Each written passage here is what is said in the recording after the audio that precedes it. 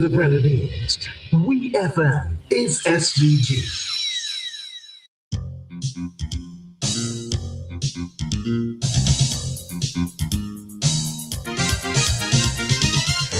29 minutes on to 11 o'clock here in St. Vincent and the Grenadines. You're locked on to WEFM 99.9 Clean Fresh Sound, and this is your It's Your Turn program. Remember, It's Your Turn is an interactive program, so the numbers to call are 457-9997 if you're calling from a local landline, 532-9997 if you're calling from a digital cell phone, or you can call us or send us a message on WhatsApp at 457-9997. The It's Your Turn program is being hosted by Mr. Cecil Ryan. Good morning to you, Cecil. Thank you, and good morning to you, Karen, and I hope you're doing well this morning. I want to greet all our listeners and all those who are tuned in to the program this morning. And I greet you on behalf of course, Karen, who is here with me in studio, but also I greet you on behalf of my brother and friend and colleague, Tell about P. John. He's not in studio with me today, but I believe he might be listening. I think he is listening. So greetings to you, P. John, and greetings to all the folks who are listening on the various platforms, WEFM, Star FM, and Garofino Radio. Good morning to all of you, and we welcome you very warmly to the program this morning. Well, I want to say as well that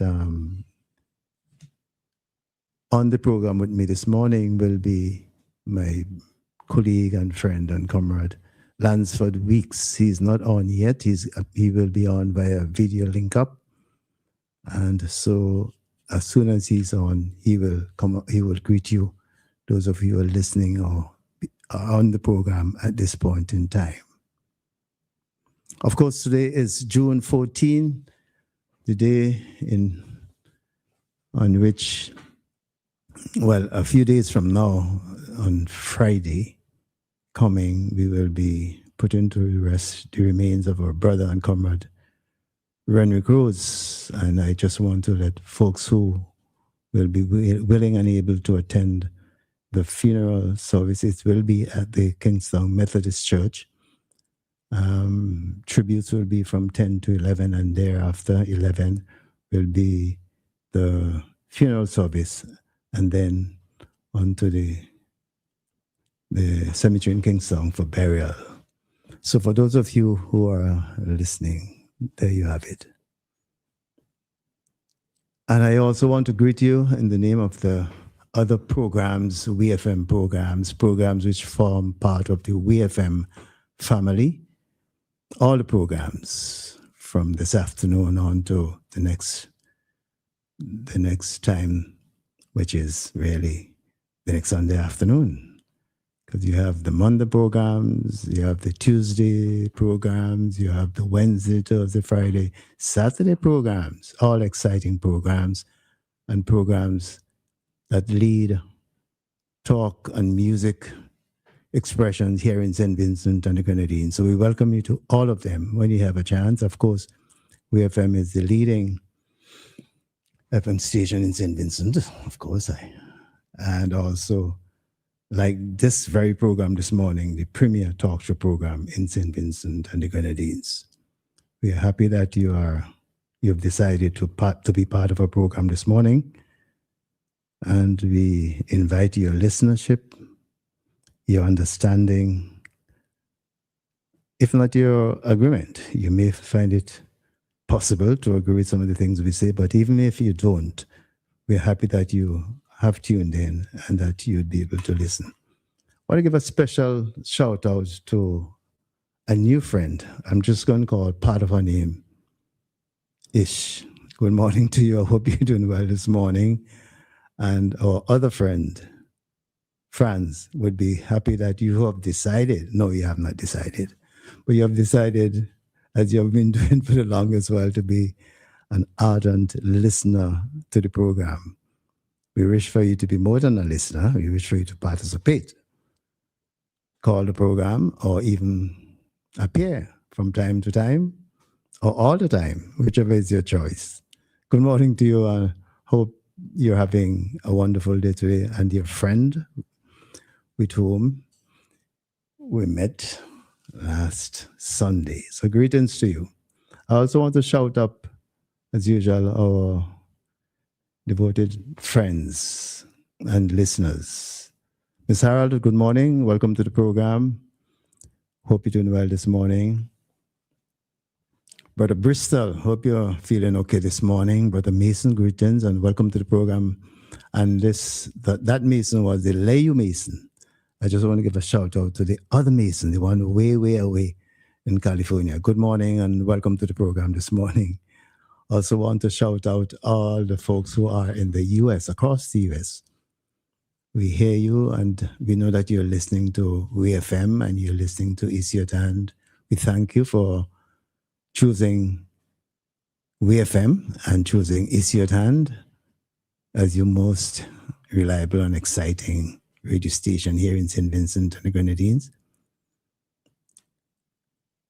We look forward to your continuing attention, of course. And we also want to greet those folks who are in Canada. Greetings to you and welcome to the program all across Canada.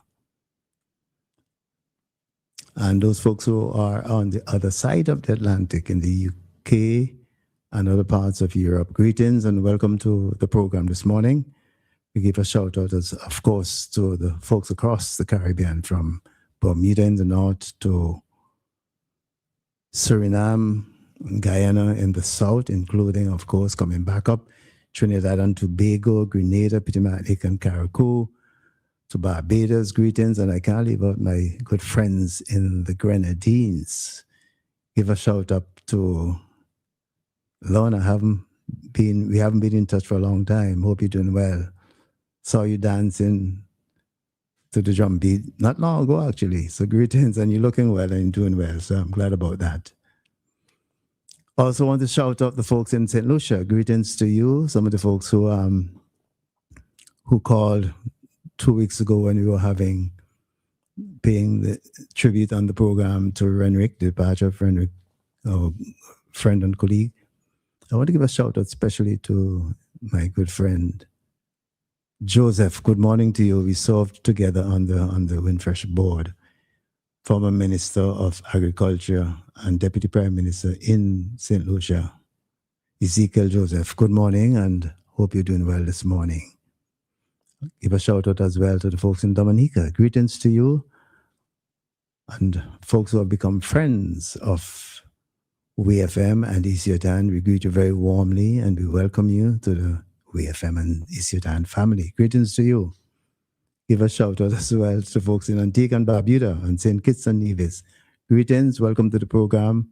And we just want to jump all the way up to Jamaica and Cuba, the BVI, of course. We greet you very warmly. Did we miss Trinidad and Tobago? I think I did. But anyway, you're hearing me now. And greetings to the folks who are listening all the way up to the Bahamas and all the way up to Puerto Rico. Greetings and welcome to our program. We're happy to have you on this morning. We're going to be having a very interesting program this morning. I think one that all of you would be interested in. Interested to hear what it is we're going to be dealing with. As usual, we have a very knowledgeable, experienced, and well-trained gentleman to lead the discussion this morning. I mentioned already that our friend, colleague, and comrade Lansford Weeks will be on the program with us this morning. So later on, we'll be having him. But right now, we want to jump off, as usual, with our regular regional coverage, WIN calendar. Position that we support the body worn. This is Caribbean Connection News. Thanks for sharing your time with us. I'm Win Calendar, and we begin our Caribbean coverage this week in Kingston, Jamaica.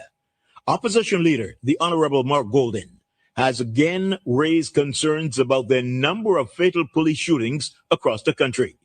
According to the Independent Commission of Investigations, there have been 153 fatal shootings involving the security forces since the start of the year.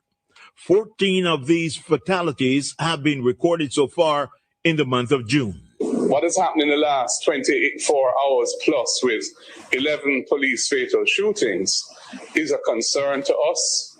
You know our position that we support the body-worn cameras being deployed on special operations.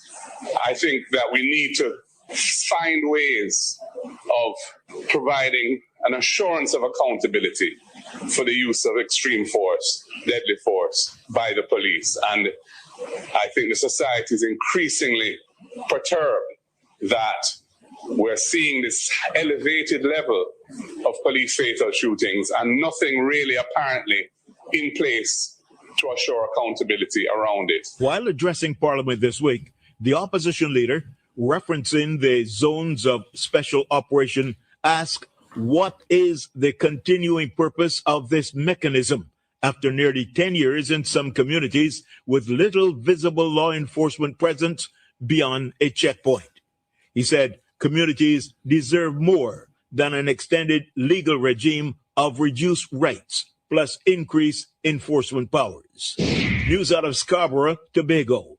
The Tobago business community is not happy that the Trinidad and Tobago government is not explaining to the country the need for the state of emergency extension. Curtis Williams, president of the Trinidad and Tobago Chamber of Industry and Commerce, Tobago chapter, says any explanation about the SOE's impact on crime should have been delivered to the public before it was presented in Parliament. That should have been done before, so that we sit in here as a normal man on the street to say, well, yeah, boy, state of emergency, this is what he did. It's, you're seeing the data, you're seeing the evidence, you're seeing what the reduction, you're seeing all the numbers. And that information must be, as I said, laid to the normal man so we understand. Now, a state of emergency cannot replace a proper comprehensive detailed crime plan or strategy. It cannot be using that as a weapon, as a band-aid. And then the saw, you realize that you're putting on a band-aid all the time and the saw is still being affected. The Chamber of Industry and Commerce president added that the continuation of a state of emergency is negatively affecting TNT's image abroad and causing people to second guess whether to invest in TNT. He said, even travel insurance is affected. When you're traveling, you normally go and get travel insurance. This is something that, a bit of us don't do it. When they're traveling, they will get travel insurance. And with that travel insurance, they will give them the policy to insure the trip in case of risk and in case of accident and all the different things. When your country have a state of emergency, but if we just think about insurance, or insurance policy is a risk and so forth. When you declare state of emergency in a country now, and you're thinking, can I get travel insurance for that? You might get some companies may say, no, down there is too risky. I'm not going to give you any insurance to cover you and your family when you go down there. Curtis Williams opined that the perception abroad of what is happening in Trinidad and Tobago is different from the reality on the ground in the nation, and that the local population seems to be immune to the level of violence taking place. Look at Tobago as compared to Trinidad. We see how the crime escalation in Trinidad is like like Wild West down there. People just being gunned down every day. And I think the population, some aspect of the population getting immune to that, because of murder, we used to have a murder once a week, then we have 5 a week, and then we had 10, and then we go once a day, then 2 per day. And the population seem like they're immune to it. So when, he was a gang. Oh yeah, he was drugs. And they have an explanation for every single murder. The business owner said that when the state of emergency is overused and watered down, it loses its effectiveness. From St. George's, Grenada this week, the government of Grenada is moving forward with efforts to address substance abuse and addiction through the construction of a new rehabilitation center in Maribo, St. Andrew. Prime Minister the Honorable Deacon Mitchell says the facility is part of a broader strategy aimed at helping individuals struggling with drug dependency and other addictions. According to PM Mitchell, addiction often makes it difficult for individuals to exercise the discipline needed to overcome substance dependence on their own. Currently building a rehabilitation center at Maribo as part of the plans to address drug dependency, alcohol dependency, and other addictions that exists within Grenada. Obviously, when persons are addicted to substances, oftentimes they struggle with having the ability to have the discipline to wean themselves off it. And if the society doesn't provide help, or if there isn't family support, we know it's extremely difficult. Oftentimes it leads to vagrancy and obviously a lot more unpleasant social consequences. Prime Minister Mitchell noted that the Rehabilitation Center is one of several measures pursued by the government to provide support and treatment for those affected by addiction. He emphasized that the facility would offer a structured environment where individuals can receive the assistance needed on their path to recovery. So the Rehabilitation Center is just one of the many tools that we are looking at to ensure that we can provide some assistance in that manner. PM Mitchell says the initiative reflects government's commitment to tackling substance abuse as a public health and social issue while providing meaningful support for vulnerable citizens. From Roseau, Dominica, the Honorable Miriam Blanchard, Minister for Labor, Public Service Reform, Social Partnership, Entrepreneurship, and Small Business Development, has resigned. In a statement announcing her resignation, the Honorable Speaker of the Dominica Parliament, Joseph Isaac, said he'd received a June 9th, 2026 letter from Minister Blanchard on Friday, advising of her resignation as the Member of Parliament for the Roseau North constituency. In her correspondence, the Honorable Miriam Blanchard indicated that her decision to resign was made on medical grounds. Last August, Minister Blanchard, who had been a member of the cabinet since 2016, had sought medical treatment overseas for an undisclosed illness. She formerly served as Minister of Public Works and Ports, as well as Planning and Economic Development in successive Dominica Labour Party administrations, headed by Prime Minister Roosevelt Skerrit. The Speaker indicated that Section 1191A of the Constitution of the Commonwealth of Dominica provides that the resignation of a member of the House of Assembly takes effect upon the Speaker's receipt of the letter. The Honorable Speaker thanked Blanchard for her service to her constituents and to the people of Dominica and wished her the very best. A by-election is scheduled to be held within 90 days.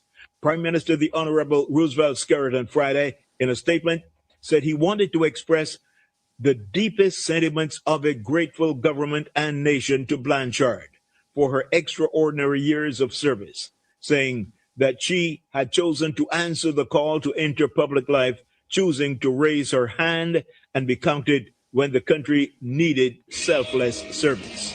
This is a roundup of news from across the Caribbean, produced by Win Calendar for Caribbean Connection News. Our next stop is Bridgetown, Barbados. A call is being made for the Barbados Police Service to train officers to respond to and investigate elder abuse with the seriousness it demands.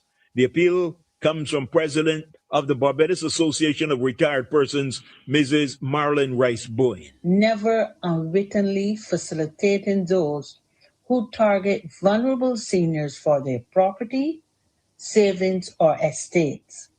We also call on medical practitioners and healthcare professionals to be vigilant in identifying the warning signs of elder abuse, neglect, and exploitation as trusted professionals, often on the front line of care.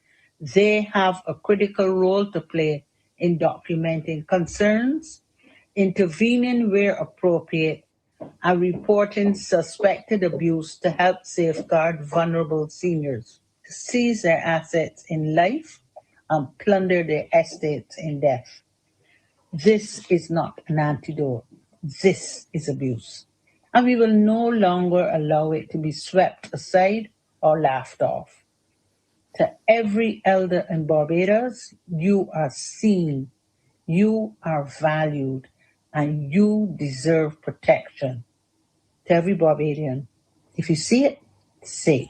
Mrs. Rice Boyne is also urging lawyers and professionals with the financial services sector to exercise vigilance and integrity when managing the affairs of elderly persons. Mrs. Rice Boyne made the call in her message marking World Elder Abuse Awareness Day 2026, which will be observed next Monday. The bar president says the organization remains deeply concerned about a troubling pattern in which individuals befriend isolated older persons not out of love or compassion, but with the calculated intention of financially exploiting them. She stressed the importance of protecting vulnerable seniors and ensuring that all sectors of society play a role in preventing elder abuse. News out of Kingstown, St. Vincent, and the Grenadines. Rodney Small, Chief Executive Officer of the Carnival Development Corporation, is encouraging greater youth involvement in carnival activities.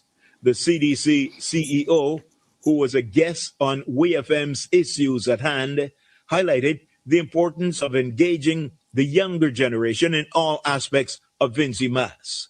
Mr. Small noted that their participation is critical to the growth and sustainability of the cultural celebration.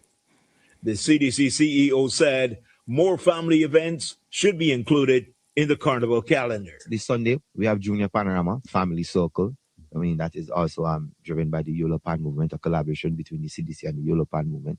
That is also an event that we're looking forward to. I mean, quite naturally, again, to see these young people playing pan, I would have a bias. Big up my virgin of Zion, but I would have a bias because it's the continuation of the art form is very important. And, Junior Panorama, we normally see just over 1,000, 1,200, 1,400 pan players. And I mean, there's some work that we are still trying to get done where Junior Panorama is concerned, We need more instruments, again, making an appeal to the business part of St. Vincent and the Grenadines. I mean, sponsor pan side, sponsor school, sponsor community, and let's get the young people involved in playing pan. Because again, we see what is happening around us with the young people. And I mean, I just want to encourage persons to give that level of support. One of the things that I forgot to mention is that we're going to put a Coney Island in Junior Carnival and Junior Pan and Junior Calypso. So when you come and you see the Coney Island on Saturday, you can come back on Sunday and you will see the Coney Island. And you can come back on Tuesday and you will see the Coney Island. Because quite naturally, we need to start encouraging more family-oriented events where the entire family can come and have a time together, right? And then quite naturally on Tuesday, right, we're heading into Junior Calypso, right? I think it's Big Voices, Great Vibes, or something like that. Again, I mean, that entire weekend is my weekend because you get to see the continuation of Vinci Mass from Kiddies Carnival, from Junior Pan, and then the Junior Calypso. So you can safely say Vinci Mass is in safe hands once all goes well, once we put the right things in place, and once these young people get the support. Our next up is the settlement, Anegada, BVI. Residents of Anegada, the second largest of the British Virgin Islands, with a population of 450 plus, continue to push for greater investment and meaningful action to address long-standing challenges on the island.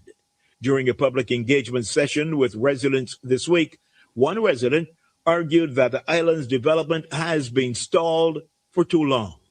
Speaking during discussions on constitutional reform, the resident urged government leaders to back their commitments with financial resources and concrete plans aimed at improving conditions on the island. Anegada should have a budget. We should have a budget that speaks to capital projects in Anegada, things that are going to move the district in the right. That's not what we're here for today. But I think it is time for the people of this community to be taken seriously. A lot of our human rights are violated. We had that discussion there. We do not have the same access to healthcare. There's a lot that Anegada needs, and that needs to be taken seriously for any change to happen in this community. It can no longer be about come, tell us something, pacify us, leave us go, and nothing happens. And the process starts over. I don't intend to disrespect anybody. We are here for a discussion, and I'm, just putting out there what I've seen over the years. And I think it is time that we'll see some serious intention to move things forward in this community. The remarks came amid the ongoing debate about proposals which could grant Anegada greater local authority, including the establishment of a district council. Government officials have argued that such a body could provide the island with more direct control over local matters and resources. And finally, this story out of Paramaribo, Suriname. The United States has revoked the diplomatic visa of Surinamese national Xavier Jasharan, saying that the decision is linked to an ongoing criminal investigation into alleged corruption against her in the Dutch-speaking Caribbean community country. She since resigned from the Organization of American States, where she held the position of Chief of Staff to the OAS Secretary General Albert Ramdin, a former Surinamese foreign minister who was elected unopposed on March 10, 2025. The Public Prosecutor's Office in Suriname has initiated a crime case against her for her role in alleged corruption when she served as chairperson of the supervisory board at Suriname Airways a few years ago.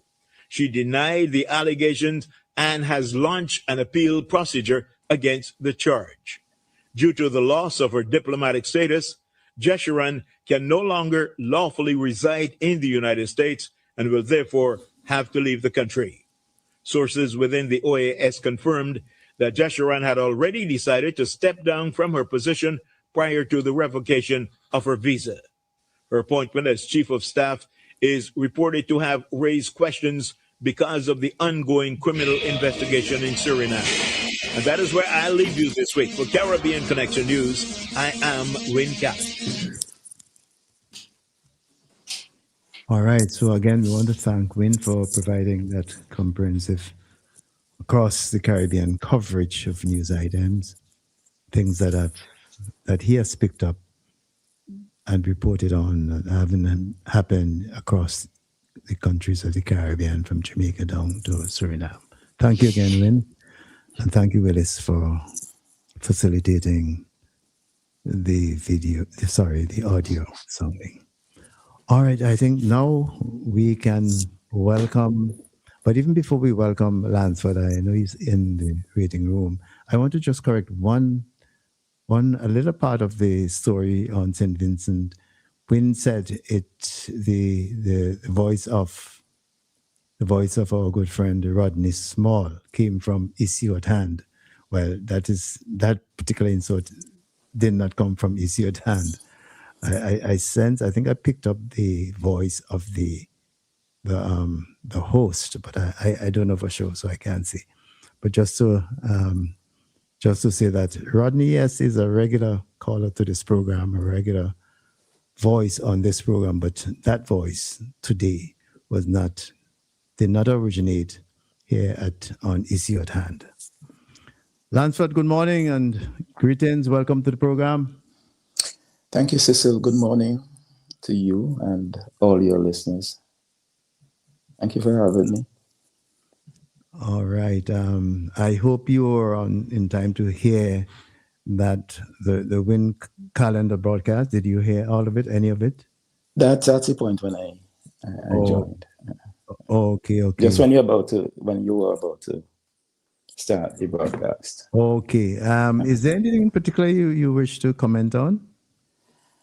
Well, an overall comment, Cecil, is that when calendar is selecting some important news events that are in the news to broadcast. I don't know locally who has the authority or responsibility to broadcast it, but it is very useful. There's a lot of useful information that you can apply to our own situation. For example, the issue of the crime police killings in Jamaica. We in St. Vincent are very concerned about the number of killings that have been taking place in our country over the period. But we must note the concern in Jamaica where there's this, and I think I mentioned, no, not here, somewhere else recently, there's a significant decrease in the number of killings there. And that is commendable to the security forces there, and very good for the society in Jamaica. But on the other hand, there's an increase in police killings that, to me, is very significant and shows an inverse correlation between the number of police killings and the reduction in the killings by civilians. Not sure. Can't make a definitive statement that police are killing those who would have killed. I don't know that is the case. But the point is, Cecil, we have our own concerns here in St. Vincent. Yes. And we have to make sure that we don't come to a situation where a situation like that, where there can be a direct, even though it is inverse, relationship between killing by the security forces, in our case, the police, and the number of civilians who are committing the crime of homicide. It is something. I know as well, Lance. Sorry, go on. No, you go. You go. No, I was going to say I note as well the report from Trinidad on the question of crime, and I think the person who spoke was the president of the Chamber of Industry and Commerce, I think, from Tobago. Yes, somebody from business. Yeah. Yeah. So again, the question of crime was highlighted by that person from Tobago. So putting the two items together, very relevant to our situation. Yeah. You're correct, Cecil, and we must learn from it. I remember Mr. Holness, Andrew, and his team came to power campaigning on the number of homicides that were taking place in their country. And for what persons may have considered to be a significant period, the homicide just went up. My point is that crime is not something we should politicize. We can criticize, we can make suggestions, or should make suggestions for how we think it can be improved, but it must never be done in the interest of partisan politics, because crime is not a political issue. Crime is a complex matter that many institutions in the country have to respond to, and we can't ever blame one institution, whether it's the police or the government as a whole. There's always the family, the church, and other important institutions that must contribute to the general rule of law and adherence to societal values and norms.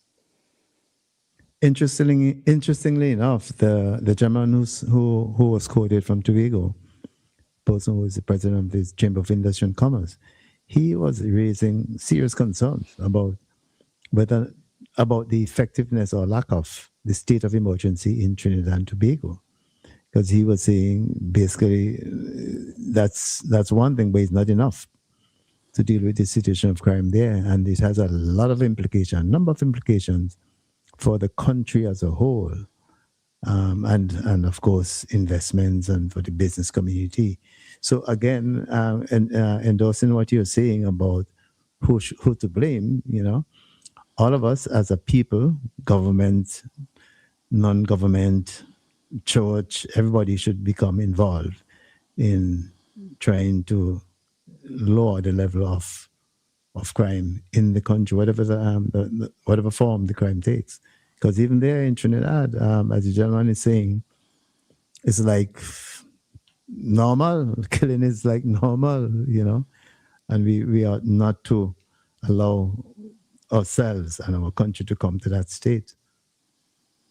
Yes, Cecil, it happens. I have experienced it when I first went to Jamaica, and you wake up in the morning and you hear a killing took place, or how many killings that took place overnight. You become very worried, but after a while, it just becomes normal. Once you live in that kind of environment. But as we identify the various parties who are responsible, Cecil, or who should be involved in attempting to reduce, I always believe it's the family is the most important unit, because the family is what provides membership to all of the other institutions. And that's where it has to start. Just briefly on the issue of the issue of states of emergency. States of emergency should not be ever used as a medium to long-term strategy for the reduction of crimes. It in a way can lend to the increase, because when you impose a state of emergency, well, the first thing is that you're reducing the rights of your national, the persons who are in that space. That's one thing. But importantly, and part of the right that you reduce is the freedom to be out of your home, to be in the public at specified times of the day.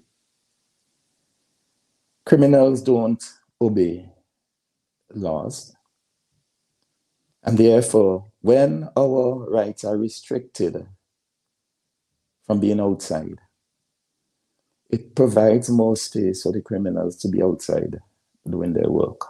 That's right.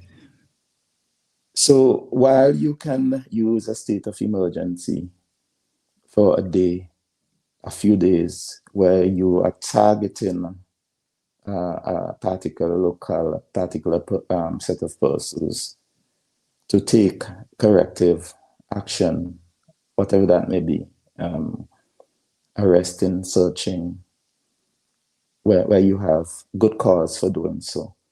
I appreciate that, and I would welcome that. But when you are going to be having states of emergency for months and months and months and months, I can't support that. And I think that's what the opposition leader in Jamaica, Mark Goulding, is saying. Also, Lansford, your comments on the item from the Voice of the Woman from Barbados, I think, talking about the abuse of senior or aged citizens. I would like to comment on her construct of the sentence, but let's not distract from the real issue. It's an issue that even we in St. Vincent have to pay attention to. And again, it goes back to the family, the kind of values and norms that you instill in children and young adults as they grow older. What kind of person will take their mother, the grandmother, the aunt, etc., and abuse them in the various forms that we know happen from time to time? As the parliament, I think she's a parliamentarian who was speaking, said, you go and you capture their assets, you seize their assets, while not even paying attention to them. And after that, you squander it. What kind of person will do that? Again, you have to go back to the family. While the state must put laws in place and enforce these laws, we have to spend time, again, getting the members of our family to have appreciation for the respect of others and to value others even as they grow old, and to appreciate that. And might I say, Cecil, from my own experience, there's a certain level of abuse that takes place against persons who live with disability. And all of these are things that as a society we have to take seriously and deal with. Much of it would be done through education. And again, I go back to the family. The family, I believe, is the most important unit of society.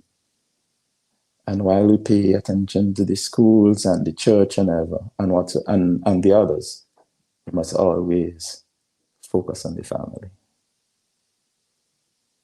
And lastly, Lansford, Wynne mentioned and incorrectly credited Isiotan. I think he made a mistake unknowingly. But Rodney Small and the CDC today being, I think today is Junior Panorama. Is that what he said? No, not today. Well, I heard that insert played elsewhere. Oh, okay. And it's either the editing left a little to be desired, because you were correct when you listen to the insert as it was played. You can correctly get the impression that event is happening today. But I believe what Ronnie was saying, I didn't hear when he was doing the interview, but I can easily accept that they were speaking about the actual period of Carnival. Okay. So when he mentioned mentioned Sunday, I think he was mentioning the Sunday in that 10 days of Carnival, the first Sunday. I suspected that, but yes, yeah, I didn't hear it, but we can safely make that assumption. In fact, yeah, I want to issue an invitation for him to call us, as he normally does that from time to time. Call us, and if he doesn't mind, to give us an account of how things are going with the plans and where will Junior Panorama fit in the scheme of things.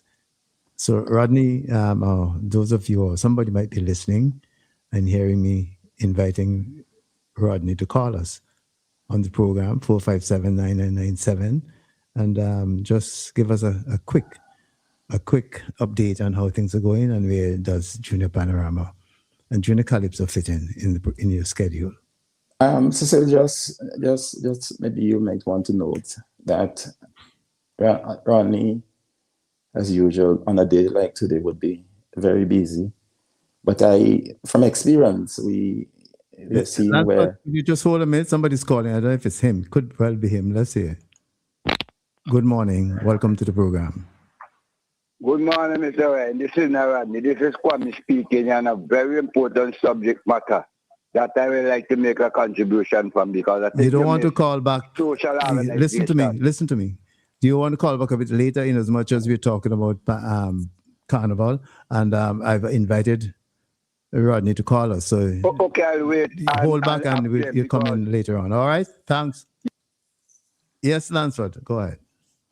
Cecil, I was saying, let me just complete that thought, that Ronnie always make the the time to be in the media and to update listeners generally with respect to what is happening. So even he might be in Annisville at this time, and I'm confident that once he gets a message, he gets information, he will call. But going back briefly to when indication that the recording came from Isiot Hand, I believe the information came from a WEFM program. And maybe it is showing Wynn's bias. Or maybe loyalty. To not just WEFM, but to a particular program. It's your hand. I thought it was not. Yes. But importantly, Cecil as well, because it's something I have been talking about for a few years now, is that this experienced trained journalists make the effort to credit the source of his information. Mm-hmm. I have known locally where persons in the media would openly, arrogantly refuse to credit the source for the information that they're broadcasting. Mm-hmm. That's true. I noted that actually myself. And as you said, Win Calendar is an experienced, long-standing journalist. Worked in Canada and in Barbados, and does a lot of training even here at WEFM, and he's been doing that for years and years and years. So I share your thoughts on that. Mm-hmm. All right. I was going to invite other people to call in on the question of the broadcast by Win. Just before we move on to other things, as you know, Lancelot, the main parts of our program today is not they're there to come.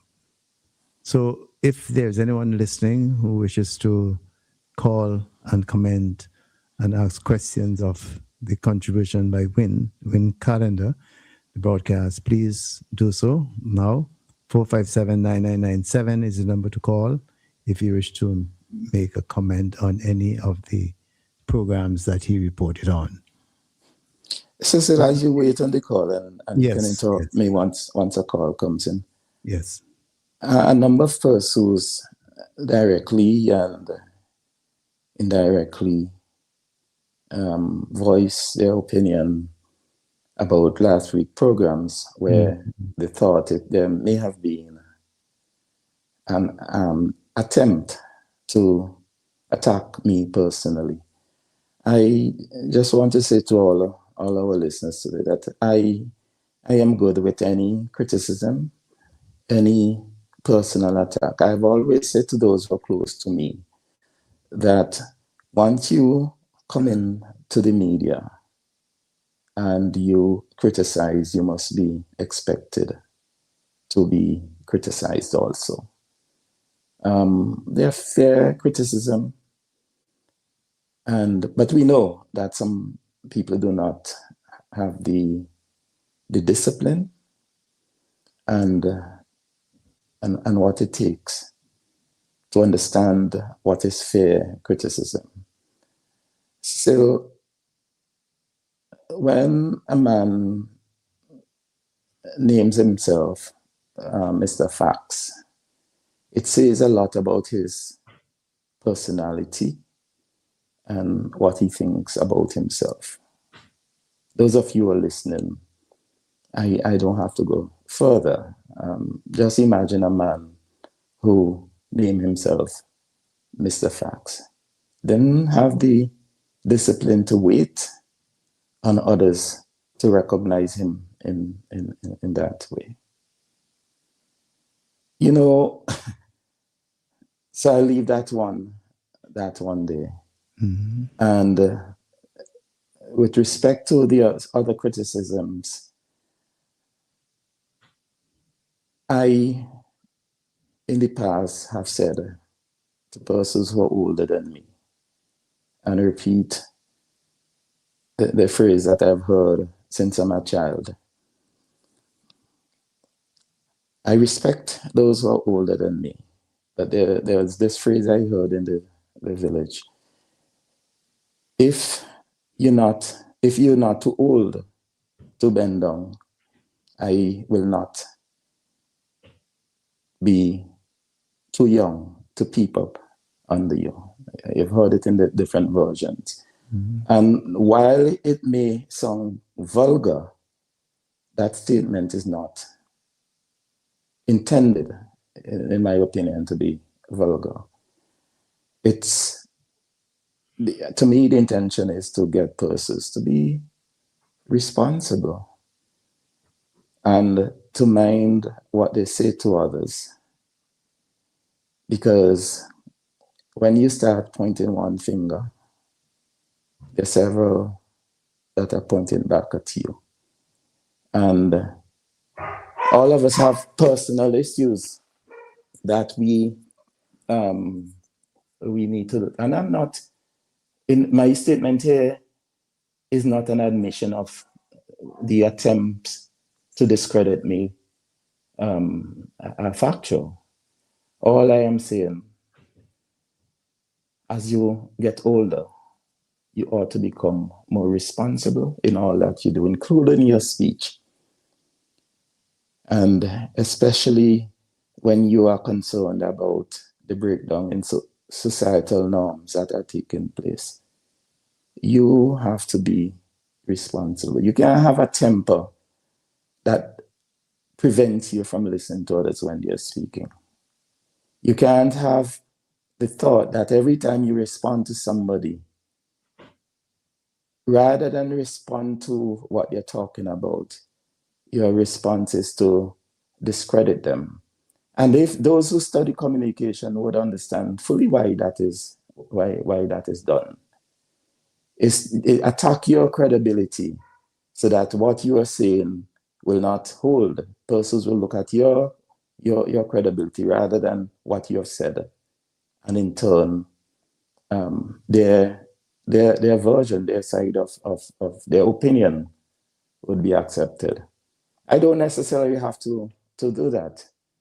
I don't not necessarily have to talk about elderly persons who will go to a funeral and talk about how a young man live like a dog and die like a dog. That's not necessary. We do not have to bring in that kind of things in our statements. We can be more responsible than that, and we can discuss the issues, Cecil. The program, incidental, is the issue. Well, I don't think it's incidental. I think a lot of thought went into naming the program, but it is what it is. It's the issue at hand. And sometimes it's best if we focus on the issue. And of course, as you know, Lansford, that's what I try to enable here. Focus on the issue. There are times when people are tempted because of lack of discipline to buy away from the main issue. But my role as a moderator is to bring people back to the main issue, to focus. And that is when we understand what is being discussed. And that's when our own thoughts and actions are clearer. There's a call coming in, Lansford. Let me see if it's Rodney. Good morning. Welcome to the program. Good morning. This is Rodney. This is Kwame. I'll tell you when to call us back, Kwame. All right. Thanks for the interest and the persistence on your part. But you will get a chance to express your view in a while. But seeing that it seems that Rodney is not getting the invitation to call him, maybe he might call another time. We would just go on. I see one coming in here from a friend. Bongo Shaka. Good morning. Welcome to the program. We are commenting. The invitation is for you to comment on the insert by the broadcast by Win Calendar. Yeah. Greetings and hail up, brother Weeks, in particular, and you, Cecil. And greetings to Pijan, wherever you are. I hope he's Irie. Listen to you, Pigeon, and other brethren there. Cecil, I want to touch on what you said about pertaining to the insult from Wayne Calendar. You know, It's not Win, it's Win. WIN, Win Calendar. Yeah, you know, your other custom for years called him Wayne. I know, it's Win. Yeah, Bobby. I've known him for years, man. Years I know Wayne. Yeah. Even when he was here, when Dr. Cox had not Dr. Cox, Dr. Scott had the historical orientation, when Red McCrow's wife was there. He was there too. You know, he was teaching us certain media. What did you hear him saying this morning that you want to comment on? Yeah, well, just a little insult for big up Wayne there. Pertaining to the state of emergency, I somewhat agree with the opposition member in Jamaica there. And I think state of emergency is sometimes you may put it to curtail as we're dealing with mostly with gangs, warfare, and so on, and these things, right? Bongo Shaka, can I just clarify? You said the state of emergency reference was made by the guy from Tobago. The state of emergency in Trinidad and Tobago. The guy was the president, I think, of the Chamber of Industry and Commerce in Tobago. Yeah, I'm thinking about Jamaica also. Well, they have a crime, a huge crime situation as well. Cecil, if I may just interrupt. Yes. Brother Weeks. Bongo Shaka, good morning. Morning, sir. In Jamaica, they had a serious problem, divide between government and opposition as well with respect to the use of state of emergency. To the extent where the opposition had to take the government to courts, to the constitutional courts and won with respect to their use of states of emergency. Mm-hmm. So maybe Bongo Shaka may have that. Okay, Bongo Shaka. Yeah, you're sharp. I think you have a high ESP like me. You know what that is, eh? Why like you? Why like you? Yeah, and you don't like him. Okay, including us, including you. No. All right, go ahead. Yeah, so I was thinking about that. So what I noticed, right, it's affect people in a whole. Because I say, if you're dealing with a gang warfare, gang members, what they do sometimes in that particular area, you have certain maybe curfew, but not a state of emergency. A state of emergency is a whole broad spectrum of things. And I think a state of emergency in a country should be only come into being when maybe someone may be trying to overthrow the government and so on, like that, where you have rebel factions maybe trying to, demise the government and so on.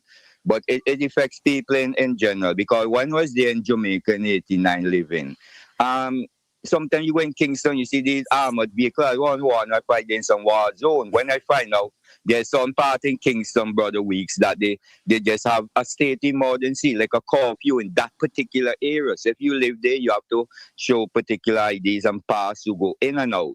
And they may continue there for days and days until certain things, some of them police had to back out because the firearm that's playing down there, the man can't match up, so they have to retreat. I experienced that, and every month I was counting like 20-something, 30 people getting murdered. I say, wow, it is big and bold. So I hope that we don't reach no state in the other island pertaining to that, and I think the Trinidad government look into it much more appropriate to deal with their local people and so on, So that's my drift there with Wayne. I don't want to touch another topic, but the state of emergency. And when later on you finish with those, you come back. You come back as you feel. But just to say to you before you go this time, you insist on Wayne. You insist on Wayne. His name is not Wayne. He's Wayne. No, it's all right. You can come back. You can come back. You don't have to tell us now. You can come back. Thanks for now anyway. Thanks for now. Hello. Good morning. Pleasant good morning. That's you. I thought you would get the message and call. Yes. One of our colleagues from across the region, you may have heard him report on other occasions. Win Calendar from Barbados. He does a weekly roundup of news across the region, and he quoted you and gave credit to Isiot Hand for the insult. So I said to our listeners that it's not Isiot Hand, some other entity, but I just want you to let you know that happened, and also invite you to give us a quick update on where things insofar as Carnival is concerned. We have a packed program, but nonetheless, we can give you a chance to give a quick update. Yeah, well, where Carnival is concerned, Vintimas 2026, The Great Escape, we are in full execution mode. As for those who would know, or for those who don't know, we're actually doing the Soca Monarch semi-finals today at 2 p.m., right? Where we're going to be featuring artists in the Raga Soca category and the Soca category, 22 artists in Raga and 22 in the Soca category. It's a beach event. Persons are welcome to bring their food and their coolers, their beach chairs, their blankets, to come and take in 44 of the best selected soca songs from the preliminaries round.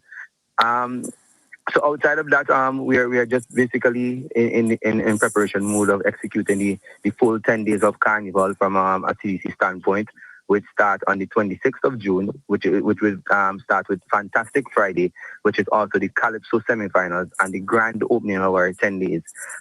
Just to let persons know, this year we are introducing a Vintimas food village where you can come and see some of your favorite artists, some of your favorite steel pan players and steel orchestras, including Calypsonians also. So that food village is going to be take the feel of a cultural village, and that would start from July 1st to July 8th, which is one of our new additions for this year. So basically, we're basically ready to go. And just in our final stages of marketing and getting persons to come out and support the events, not just the CDC events, but also the private promoters show who make up the overall Vintimas product. But as of now, we are at the venue now, and we're just waiting on patrons to come so that we can start at 2 p.m. for the Soca Monarch semifinals.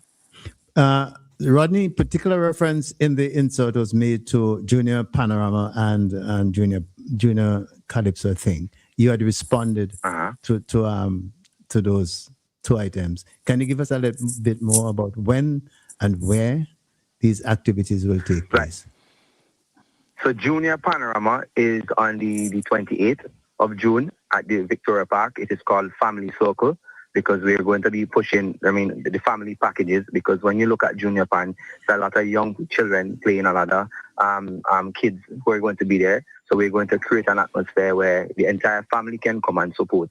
So that particular show, Junior Panorama, is it's called the Family Circle.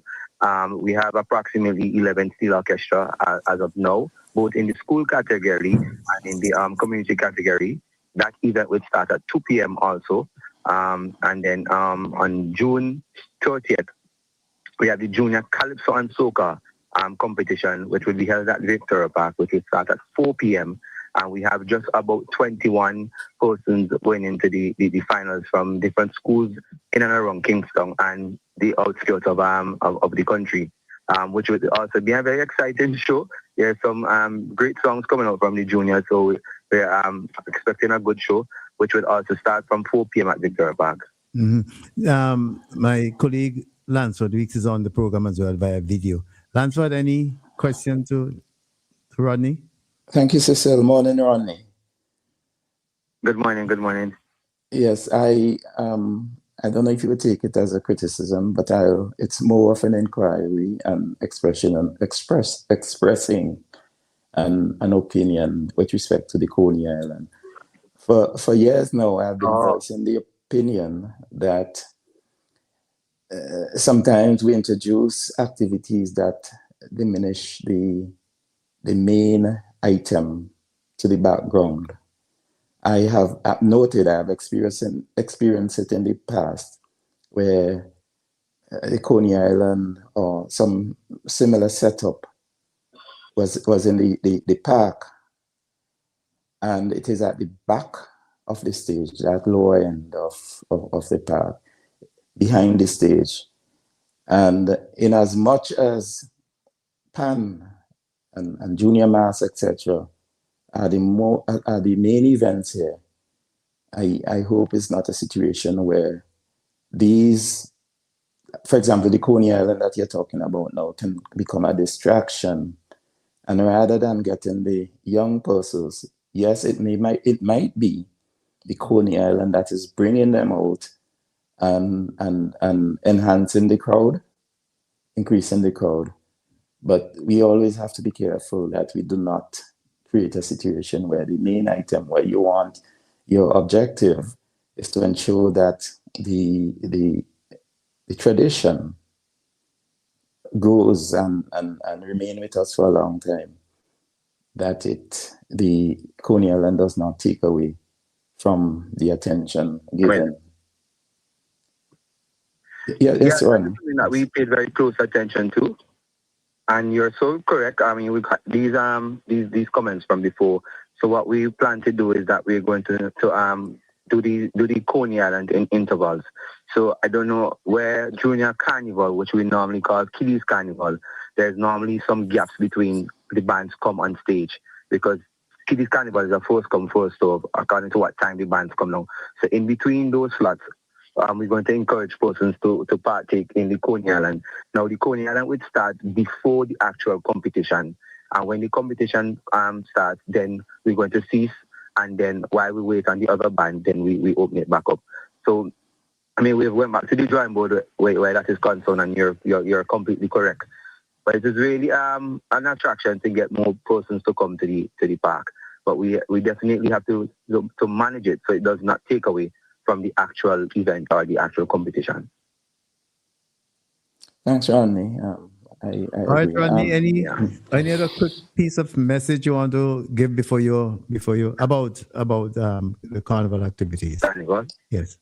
I just want to remind the public that we still have a no glass bottle policy that is in full effect. So I'm just asking the general public to adhere to these things, because the police would be out looking. And let's have a violence-free carnival. I mean, we have been seeing some interesting things over the weekend. I mean, there's some little minor things, and we just want to remind the public that the police would be out and just to maintain order. And of course, we continue to be one of the safest carnival in the world. So let's, as a country, come together and do our part where that is concerned. So let's remember that there's a no glass bottle policy that is in full effect, and let's just have a great carnival and show the world what we have to offer culturally. Are you aiming for on-time starts in all these activities?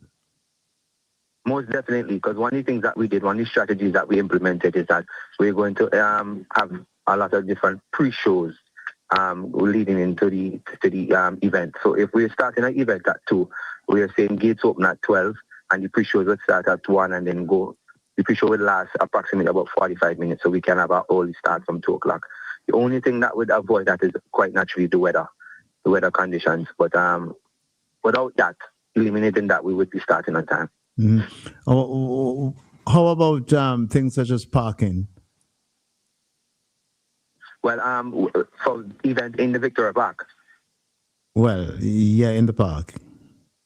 Well, parking is in and around the area in terms of the where St. Joseph Convent. The usual thing. The usual thing. Yeah, the usual. Yeah, yes. But we had a meeting with the police, and they're going to try their best to see how they can manage the parking in and around the area, so that it would be a bit smoother for persons. Okay. And at the other venues, like at the runway, E.T. Joshua runway? Well, we're at the tarmac now, which is the only event outside of Victoria Park. And the police are actually here now calling off and phoning off areas so that, again, parking could be done smoothly. All right. Sounds good. Cecil, before Rodney go. Hold on, Rodney. Hold on. Yes, Lansford. We can do that to Calypso. The insert had 3 events, Mass, Pan, and Calypso. Ronnie spoke about 2 so far. So quickly, Ronnie, can you tell us about the Junior Calypso and Soca competitions? Yeah, I did mention it, saying that we have about 21 persons going into the finals from different schools throughout St. Vincent and the Grenadines. That event would start at 4 p.m. When? It's at 4 p.m. On what day? What day? Tuesday, the 30th of June. Right. Tuesday, 30th of June. Yeah, and I could tell you, I mean, Thanks, from what Kwame. we heard from the prelims and the Thanks. rehearsals, it's going to be a very intense competition. And, I want to big up the teachers and the parents and the writers, whoever is responsible for these children. Mm-hmm. Yeah? Yes. All right. Well, as we move towards the climax of the activities, you may wish to just, maybe next week give us an update on how things are going and so on and so forth. Of course. Most definitely. All right, then. I'll keep checking in, yeah? All right, then, Ronnie. Thanks a lot for now. Good, thanks. No problem. Good. All right. So, yes. So there you have it. Rodney Small has called the program to give an update on the particularly the Junior Panorama and the Junior Calypso, that the activities that were mentioned in the broadcast by Win Calendar. All right, so Lansford, we have Cecil, before you move on, I think we owe it to Kwame to give him an opportunity. You're quite correct. Kwame, now it's your time. Place your call now and let's hear your issues before we move on to the next major item. I think he's calling now, so let's hear him. Kwame, good morning again. Yeah, good morning, Mr. Ryan. Good morning, Mr. Reed.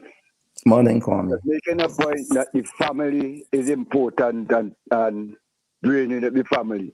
But I want to say that social organization is very important to it because, and I must mention the role that Renwick Rose play in Blacks, ULIMO, etc., to develop some young, ordinary grassroots people. You follow where I'm coming from?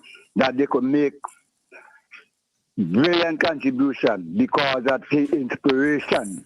And I must say this, in the early days when we were doing it, we see Black Power, when we can instill national consciousness in people like me. I remember when he had the teacher strike, right? You just look at tear gas. The tear gas, he had to let it shut in the police hands. And in the night, when he had some discussion in ULIM and the headquarters on Bottom Town, some men talking about Bondong, when we listen them good. He say, what when you Bondong government place, who had to pay for it? The poor people. He said, we're not in that. Okay?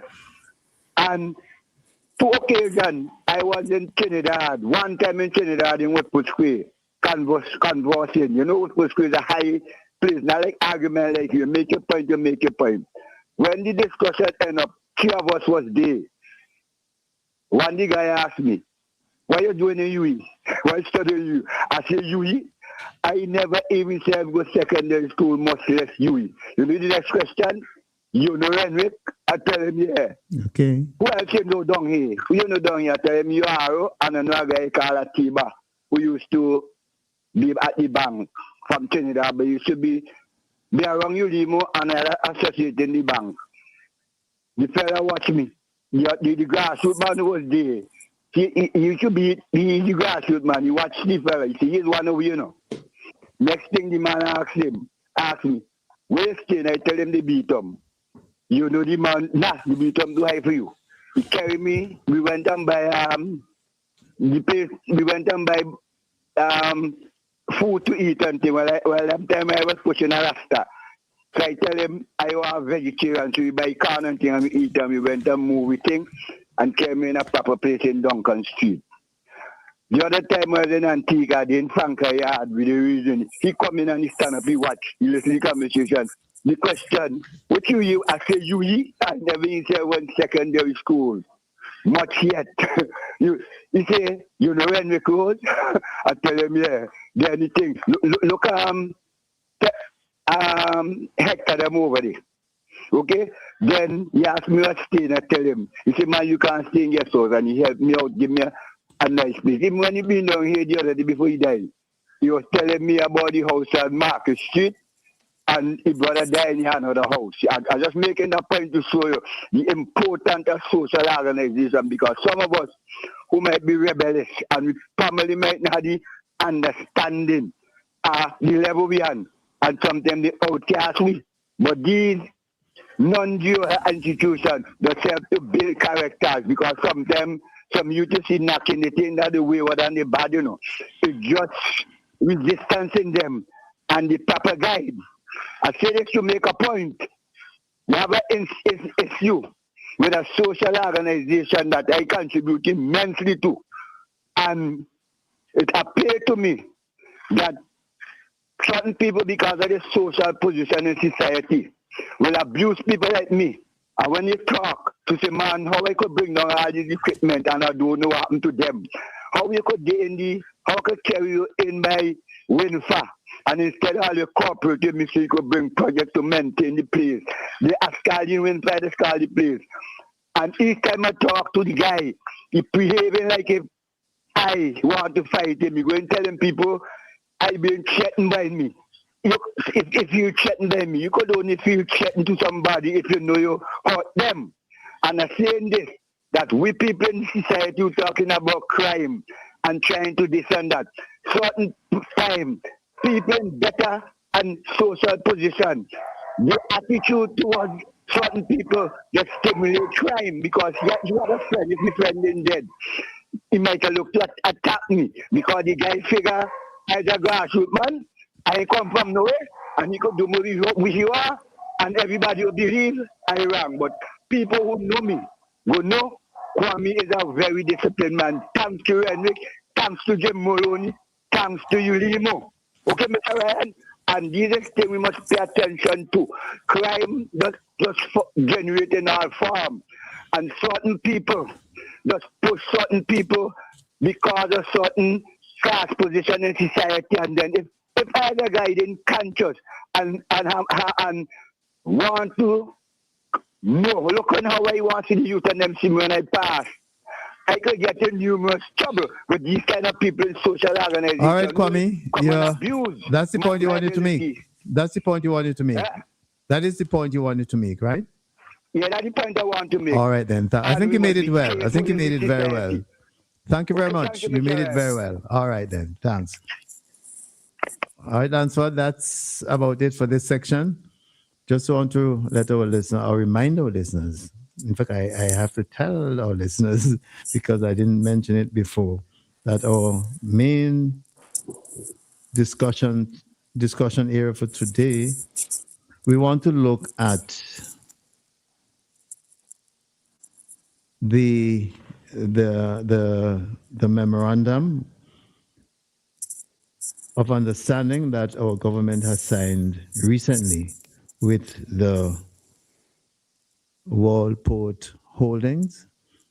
So we want to look at the prospects versus the misgivings for Vincentians. I mean, there have been a lot of responses to the signing, which took place just last week, today Sunday.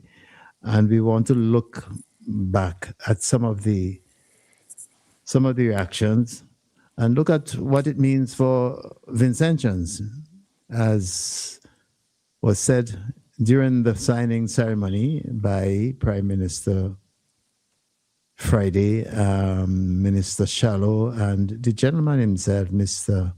Michael Kutman, the gentleman who represented the company. I think he's the CEO and a founding director, one of the founding directors of the company. They have made some statements. So we want to look at those and to really unpack some of what they're saying and see what they mean for the ordinary Vincentian. All right, so Lansford, I want to if you don't mind, I have a number of pieces of audio to play, but there's in the Socialite of this last week, Friday, June 12, on page 8, the editorial opinion. I want to read it and as a starting point for the discussion. Actually, in that piece, they have captured a lot of the issues, but if you don't mind, I'll just read it quickly, try and read it quickly, and then we can go from there. It goes. I am fine with that, Cecil. Okay, right. So it goes. Many Vincentians were alarmed this week with the announcement by Prime Minister Godwin Friday that the government had signed a memorandum of understanding, MOU, with a foreign company to take over the cruise ship port in Kingstown.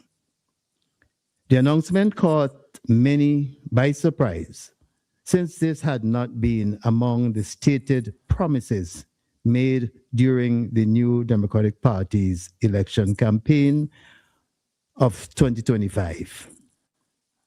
It also tended to shift online chatter from the excavation and sale of material from the Richmond Bay area in North Leeward. That chatter was largely quelled, by Brax's CEO Ken Barthelme's appearance on social media to explain the procedure being undertaken to extract material for construction in the Grenadines and elsewhere. A pattern which seems to have emerged is where the government springs surprises on the nation and then has to walk back with explanation of its intentions surrounding activities. A more provocative communication methodology would better serve the administration to keep the nation informed. That way, the score points in the minds of constituents. So, Dr. Friday announced that the government of St. Vincent and the Grenadines had signed a major memorandum of understanding, MOU, with Global Ports Holding, GPH, said to be the world's largest cruise port operator, the final details of which have not yet been realized. The MOU promises that GPH would invest up to $250 million to develop and operate the existing cruise ship port in Kingstown.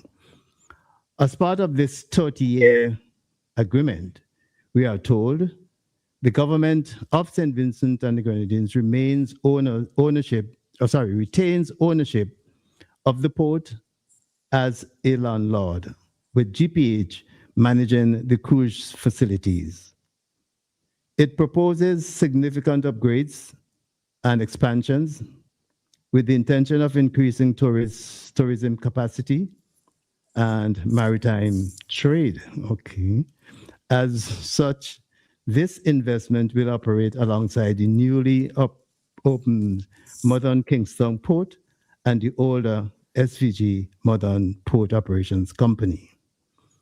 Part of this MOU promises the opportunity for Vincentians to invest up to 30% in what touted by the new Deputy Prime Minister, Sinclair Leacock, certainly in more recent times, including in the run-up to the 2025 general elections campaign. As is customary at such signing ceremonies, both Dr. Friday and investor Michael Kutman are promising swift movement from the MOU to quote, definite concession agreement, unquote, so that physical works can begin before the next cruise season. We do applaud investment in the aging cruise ship port and hope that it does bring increased employment opportunities and create more space for local small business operations. We need to be realistic. Given the length of time which this partnership covers, it does give one the impression that what we are seeing is in effect more of a sale of the port than merely an investment as touted. Opinion, which proffers that since the expected lifespan of the port is in the region of 40 years, and with the investment coverage being in the region of 75%, we really are seeing a sale by another name. So that is the editorial in the Searchlight newspaper on page 8. That's last weekend's paper. So I thought that, in a way, captures the essence of the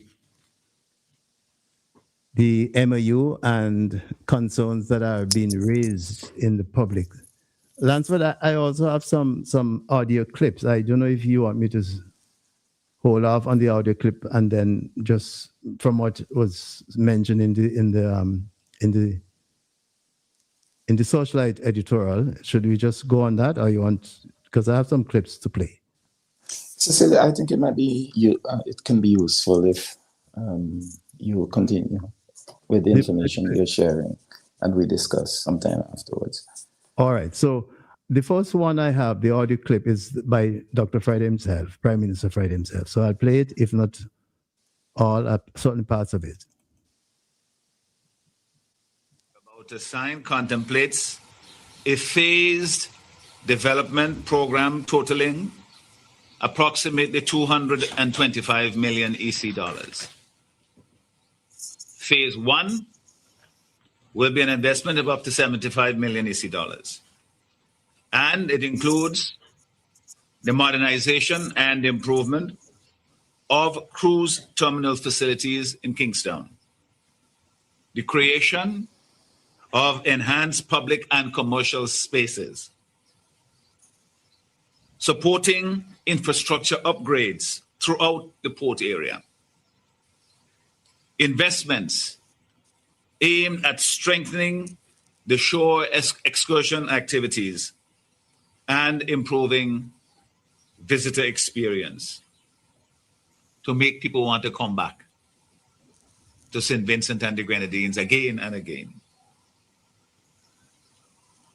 Phase 2 of the project, which comes sometime later, investments will include the expansion and the continuation of developments initiated under Phase 1.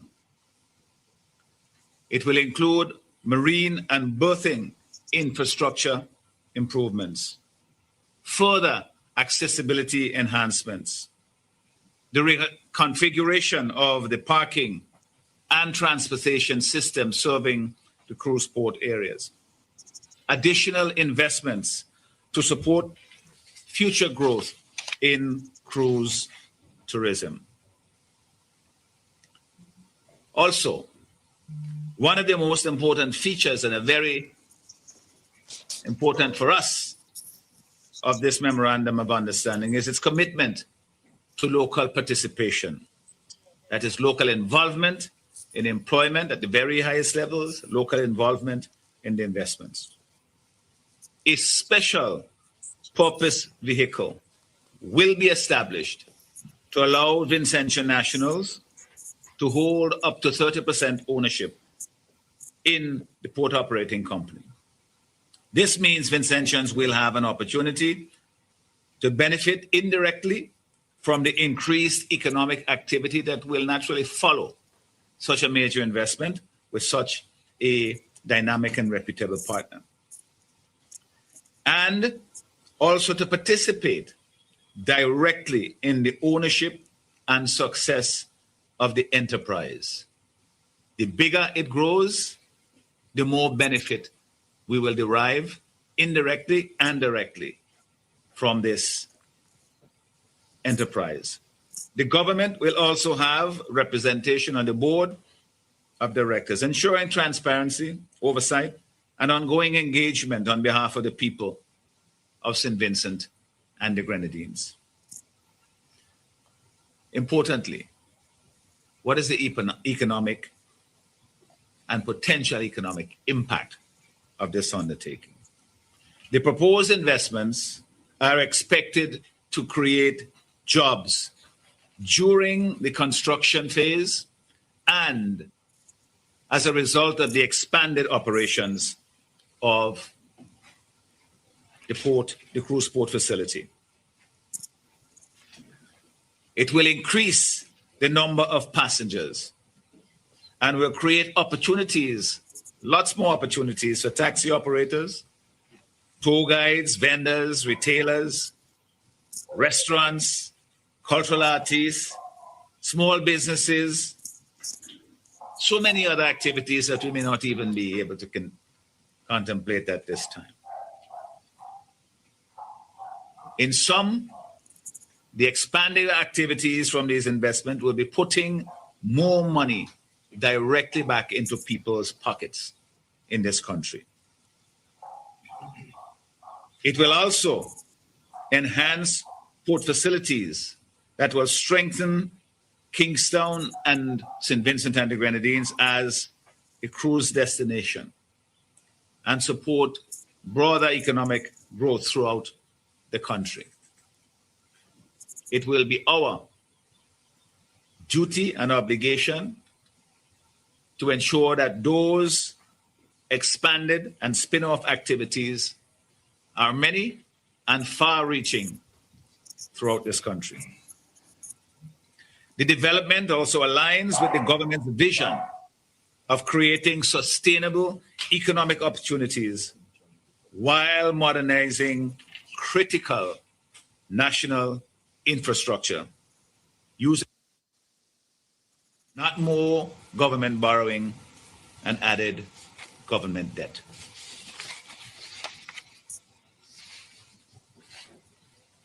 The government recognizes the importance of consultation and collaboration. We are here making this presentation to the people. The Port Authority, local stakeholders, workers, tourism operators, vendors, and the wider public will continue to be engaged as discussions progress towards a definitive agreement between the government and our partner GPH. Their views, that is the people's views and concerns, will be carefully considered before any final arrangement are reached. Today's signing signals confidence in the future of St. Vincent and the Grenadines. Confidence by the government in the people of this country and in the private sector in seeking to invest in our country. It reflects our commitment to attracting quality investment while ensuring that our people share in the benefits of national development. And they do so directly, not just indirectly. It underscores our commitment to grow tourism as a pillar of our economy and our determination not to be left behind in the growing cruise tourism industry. We are doing things differently. For the same old ways will leave us in the same old stagnant place. We look forward to working with GPH and its stakeholders to create. All right, Lansford, that's a long insert, but I thought it was good to set perhaps the context for the discussion. I have some others to play, including one by Deputy Prime Minister Honorable Sinclair Leacock, where he was talking, or where he's talking about before, that was before the election, during the campaign. He was speaking at a particular radio station saying that the government, the NDP at the time, the NDP in opposition at the time, intended to privatize many of the facilities built by the former government. Let me play it, in fact, and let people hear for themselves. I hope I can do it. Maybe I can't. Oh, yes, I think I can, yes. Report on the current port, being the net profit is $4 million. You think that when you go over to the new port of $700 million, that the profit is going to go by, multiply by 10 to $40 million? And even if it was $40 million profit, you think that's enough for what will turn out to be about $1 billion investment? And that's something the NDP will have to do. NDP will have to look at, literally speaking, all of the last sets of capital investment by this government and try to sell off some by way of public-private sector partnerships. Starting with the hospital, we have to see if the medical schools can't all take about 5 to 10% equity in that and reduce the tax burden on the people of St. Vincent and the Grenadines and help with the profitability enterprise. All right, so Lancelot, I think that's a good place to stop for now, and we'll get back to the others, but we would stop there for now and invite you to comment on what you've heard. Thank you so much, Cecil. I don't have the luxury of making notes. So Sorry. If you want that's to, all right. That's nothing you have to be sorry about, Cecil. It's what it is. Yeah. If you want me to replay anyone to get near to what it is, I can do that. That's all right, Cecil. Okay. That same ability has helped to strengthen some aspects of me. So just making the observation, really. All right. But may I start with some general comments? We have to take into consideration, Cecil. Well, as far as I know, that the MOU, the Memorandum of Understanding, is not in the public space. At least I don't know it was. We were not told prior to this announcement, and the editor made reference to it, made the observation, which I've made as well. It seems as though there was some level of secrecy in the fact that they were negotiating with this entity to, as the editor says, to take over our cruise port. I don't know at this point in time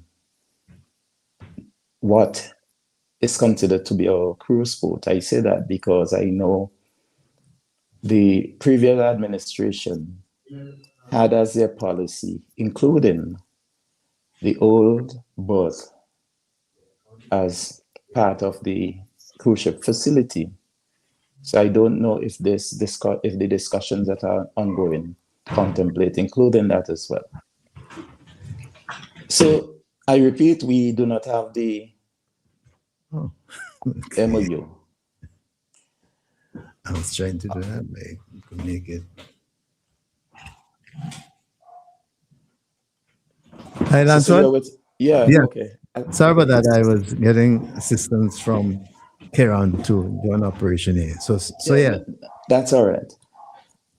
Secondly, with respect to the MOU, it must be understood that a MOU is not a legal agreement. It's a gentleman's agreement that identify that you are committed to having discussions on a particular issue. It's not a legal agreement. It cannot be enforced in law. And therefore, what we have to look for is the agreement. In some situations, it's referred to as a memorandum of agreement. And when it is a memorandum of agreement, that agreement includes all of the correspondences, all of the discussions that took place before the final signing of the agreement, and they form part of the agreement. So I'm not sure if the government is going that way, that they will sign a memorandum of agreement or will it just sign a simple agreement. But that is what we have to pay attention to. It is important, though, Cecil, that while we do not have the agreement, we ought to start holding our government accountable as soon as possible. And we can do so in this case by paying attention to what is said or what was said at the press conference, at the signing, what is the history of the company, for example. Well, the entity, because my understanding is that a company will be created in St. Vincent. We have to also pay attention to our own history, Cecil. For example, I remember being in Jamaica, and on 2 occasions we had ministers of government from St. Vincent visiting us. We gather students at one time the common room and another time at Irving Hall dining room, where these ministers, both now deceased, John Horn and Parnell Campbell, presented to us on the Utley Hall project. Lot of information. I was sold on the idea. But in the end, we saw what was said to us that during those discussions and subsequently did not hold. For example, a major one was the government of St. Vincent and the Grenadines was not responsible for the debt. And we saw otherwise.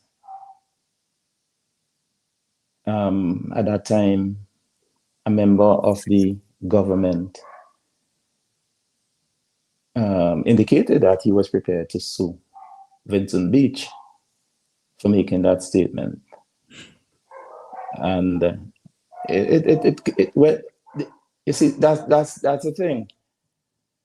At some point, we are going to be able to prove who is wrong and who is right. And certainly it will be the case here. Now, there are some facts that are presented to us, Cecil.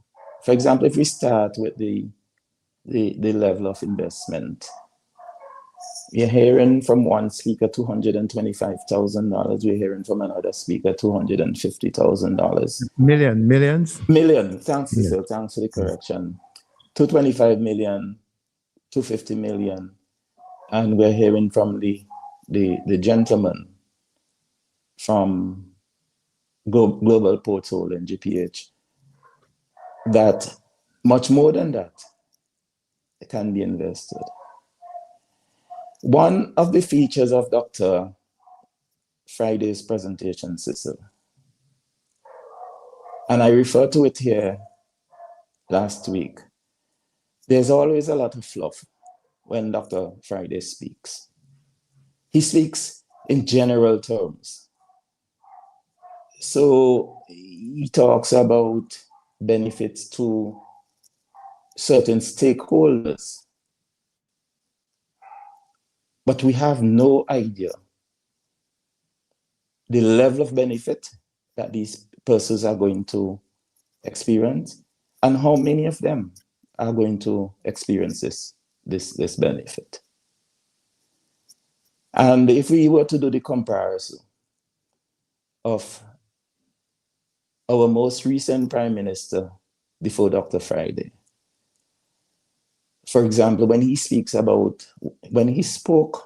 about the Sandals project in Bokoment, very early, there was information about the level of purchase from the hotel when it is completed, the number of persons who are going to work on the construction during the construction period, the number of persons that would be expected to work during the operations of the hotel. Thus far, we have had none of that. Maybe we have to wait until the agreement for that. Cecil, I know you have not put in any information with respect to the speech of the gentleman so far. But even at this early stage, there are some things that we have to take into consideration. And if you have the time to play it, persons who are listening would see it when you play that insert.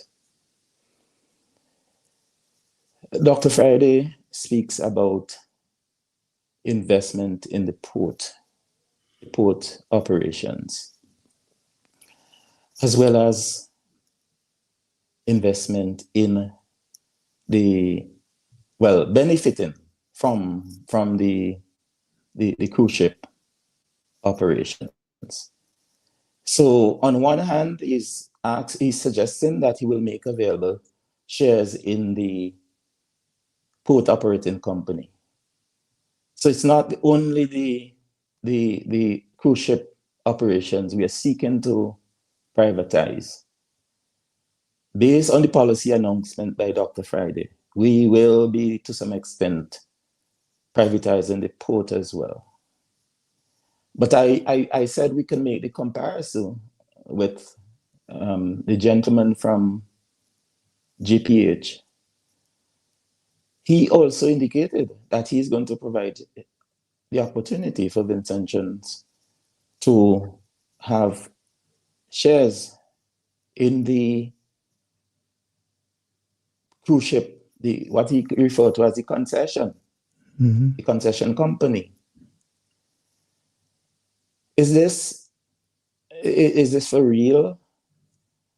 You are setting up a company that would be in St. Vincent for 30 years, and it may be that is just the first instance, and you're asking Vincentians to invest upfront in that enterprise. Again, Cecil, we have to take into consideration history. We have seen in the past where a company came to St. Vincent and was given concession to invest in our housing stock. We got the impression that the gentleman and his company were going to invest. At the end of it, we were left with a debt. Talking about the project, the housing project at Diamond, Cecil, where we put our land into the project, we convey our land to this enterprise. At the end of the day, you had little or no construction taking place.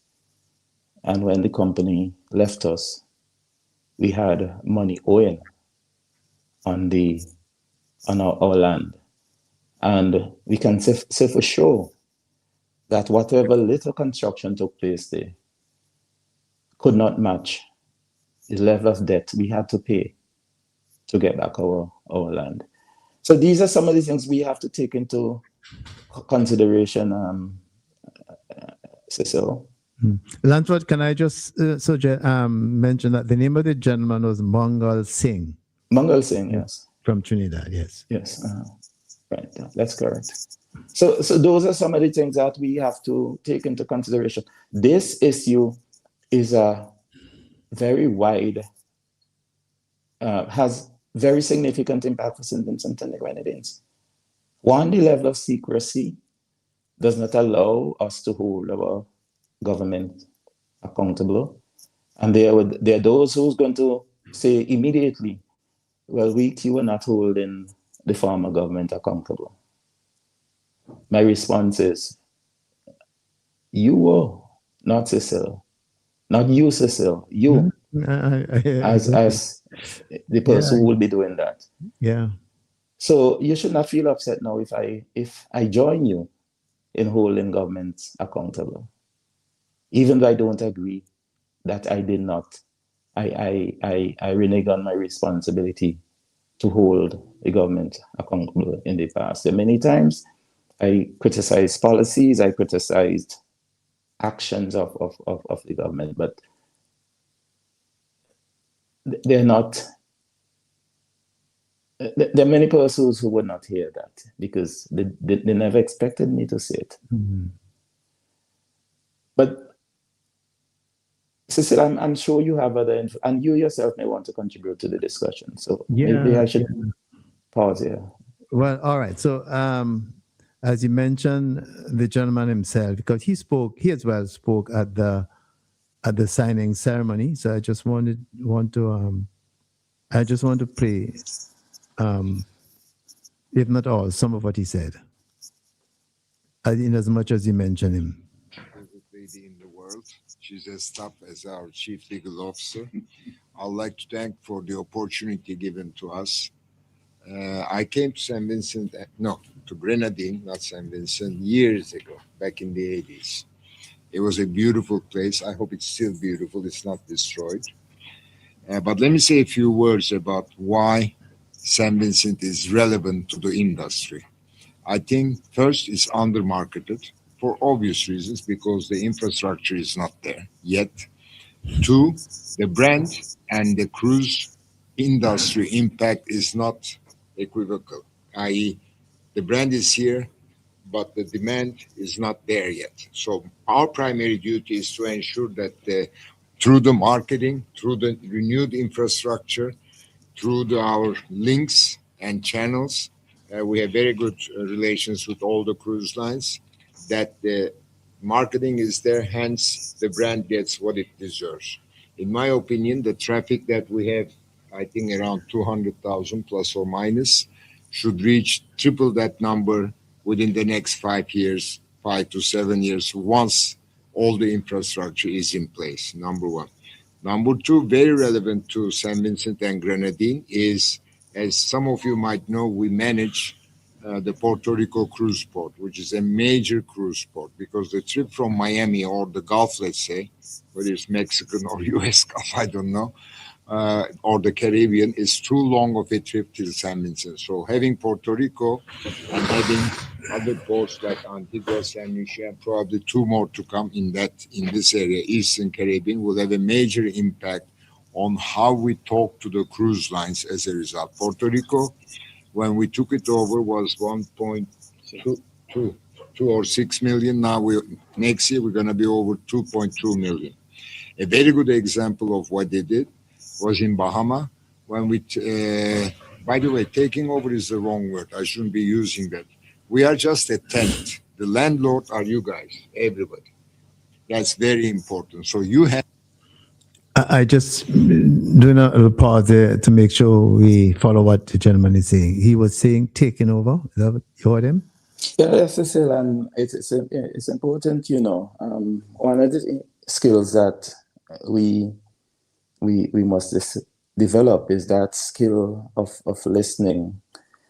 While he may correct what he said, sometimes what comes out is what's inside. And I am certain if you play the clip long enough, Cecil, you will see further taking over that will contradict directly with what our Prime Minister said. Mm-hmm. So let me do that, and then we'll come back again. Have to be happy first, and then your representatives, which is the government, has to be happy so that they don't kick us out. We are just a tenant. We have basically a lease, like a house, for the next 30 years. Hopefully we will, once we reach an agreement. On the details, devils are in the details. So we're just a tenant. But for Bahama, for example, I signed the agreement in 2019, if I recall correctly. The number was a little bit over 2 million, maybe close to 3 million. This year, we're going to have 6.7 million. Next year, 8 million passengers, which make Bahama the largest cruise port in the world. Transit cruise port. That's very, very relevant. We invested quite a lot of money. But if you divide the amount of money with the number of passengers, St. Vincent and Grenadine is a much bigger number, with the aim of the number of passengers versus the total capital expenditure we're going to do. So we have a lot to do, but the island, the country deserves good. Your per capita is about 1.2, 1.3 billion GDP. Per capita income is around 11 million. In the Bahamas, they have a saying in the Bahamas, we elect prime ministers to fire.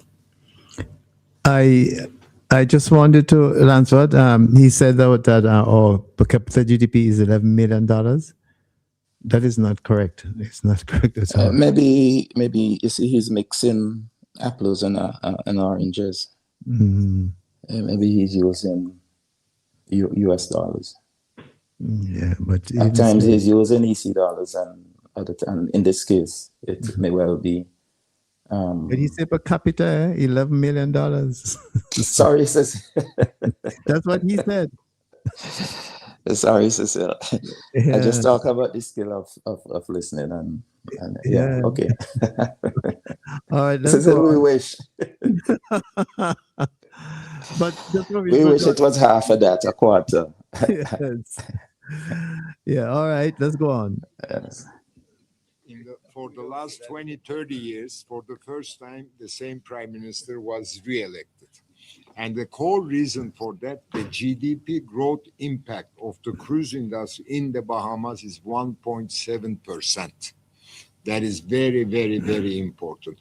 Hopefully, in this country, in St. Vincent and Grenadine, the GDP as well as the per capita income will be growing at close to 7+% once the infrastructure is finished. Having said that, I have a very simple policy. The community has to be happy. That's rule number one for GPH. Every member of the community, whether it's Kingstown, whether it's St. Vincent, whether it's Grenadine, they have to be happy. That's very important. So we work in very close coordination, collaboration with the locals. We never, ever, ever import people to run or manage anything. We work with the existing teams or with the locals, number one. Number two, none of the stores which are being developed, none of the excursions, we don't do it, we don't manage them. We just support them. We give them necessary training. If they need cash, we lend them cash. Of course, we're not a non-profit organization. We have to have some returns. And the third and final thing, which is very, very important, and for that, I congratulate you, Honorable Professor Goodwin, the ministers, and the AG. The model that we use in the Bahamas, I believe Professor Goodwin, Prime Minister Goodwin was in the, Dr. Goodwin was in the Bahamas last week, so somebody must have leaked him that information. Because in the Bahamas, we have local, i.e. we have 3,600 Bahamian who are investors in the port as we speak. We did a trade trust. It's a bit complicated, but we did trade trust and offering 3,600 Bahamians put their money, they invested, they got their principal back already through the dividends. Now they're sitting on quite a lot of money. So the same thing is going to be here, 30% of the concession company, the SPV, like Dr. Goodwin mentioned, Prime Minister Goodwin mentioned, will be offered to the public here. I strongly recommend everybody take shares. It's a good investment. It will. All right. So, Lansford, I think that's perhaps enough for now. Cecil, yes. And one of the things that caught my attention is the gentleman indicating that his impact here will cause our GDP to grow by 7% per annum. But Cecil, Bahamas, we know for many years, their economy is significantly dependent on tourism generally. And this same gentleman is telling us that the impact of the cruise industry on GDP in the Bahamas is 1.7%. So Bahamas, that is so dependent on tourism that the cruise industry caused the GDP to go by 1.7%. But he's prepared to tell us that his impact will grow our GDP by 7%. Somebody can help me to understand this. It really doesn't, it does not square. Mm-hmm. The other thing is he is asking our locals to invest in his company. And that is something that we always have to be careful when investors are coming to our shows. I know there are those who advocate that we must give Vincentians an opportunity to make a profit, to be part of the profit, to get part of the profit from these investments.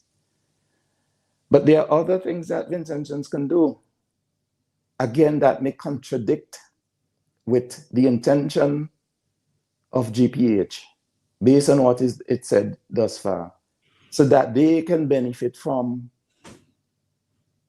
the investment. It may be later down in his presentation, or may have been another speaker, that the GPH is expected to be involved in transportation, to be involved in other things, which our locals are doing currently. For example, if you take the transportation, yes, there is the need maybe to expand investment in transportation, to improve the quality of the assets used in that part of the industry. But, and I was going to use a name, but we can take any operator in the taxi service. Would they be able to compete with this company in the transport sector? And then again, he speaks about simply being a tenant, and the government is the landlord. Yes, but what benefit is to the landlord other than collecting a rent if the tenant is going to control all of the operations, including those that are there currently? You're going to be controlling all of the operations. You're going to be a significant player in the cruise ships that are coming to St. Vincent. We already have in St. Vincent a company that has invested significantly in our cruise ship, in our cruise industry. Many of us may not understand the role that that company plays. They are the agent for the ships. They go out and they assist with the negotiations, and they provide jobs for many of our locals in the transport industry. And even that small operations, relatively speaking, by that company, sometimes is at loggerheads with our taxi drivers, our bus operators. I've heard them complaining many times. All the time they complain. So that's small operations, and I emphasize relative when I say that it is small, because in our context, it is large. It's and big. That's why it is able to restrict what our small scale investors do in the industry. Compare that now with this enterprise that is going to be controlling the cruise ship berth. Are there going to be restrictions on the company that exists here currently with respect to the cruise ships? Cecil, there are many implications, and I am not here for one moment criticizing the attempt to improve the cruise industry in St. Vincent and the Grenadines. But as I say, we have to hold our government accountable. And at this point, we can only do so by what information is before us. Well, Doctor, that's what, as you admitted at the very beginning, we haven't seen copies or details of the MOU, and what will come after it, we don't know. But I get from what the gentleman has said, Mr. Kootman, is that the company is also going to be operating as a lending agency. There are two, Cecil. And doesn't that create major conflict between the lending agencies, like the banks, the credit unions, and this entity which is going to be coming to be in, wouldn't it? And I don't know if all those things have been thought out fully, but it seems to me it will create conflict and cause for concern. And certainly the operators, the company itself, and the existing operators, as in tow companies, taxi operators, and vendors, and people who are going to be vendors who are going to be assigned or rent spaces on the premises itself. I know I see a whole sort of I have a whole set of misgivings about this thing. Maybe it's been thought out. Maybe it's been well thought out, so we need not worry. I don't know. Cecil, there's a contradiction in that. On the one hand, you are asking locals to invest in your enterprise. So you and I, Cecil, well, maybe you more so than me, is being asked to take your savings and invest in this company, and whoever else have savings, he's asking you to convert it to capital in his company. And then he's turning around now to offer to lend to locals. This is one of the things when you're negotiating and you're having conversations is to pay attention to speech, the tone, the volume, what is being said. Mm-hmm. And one of the things I am always skeptical is negotiating with someone who is continuously heaping platitudes on you. Even referring to, I think it's the AG he was referring to as his best lady or something like that, or is in the world. I mean, I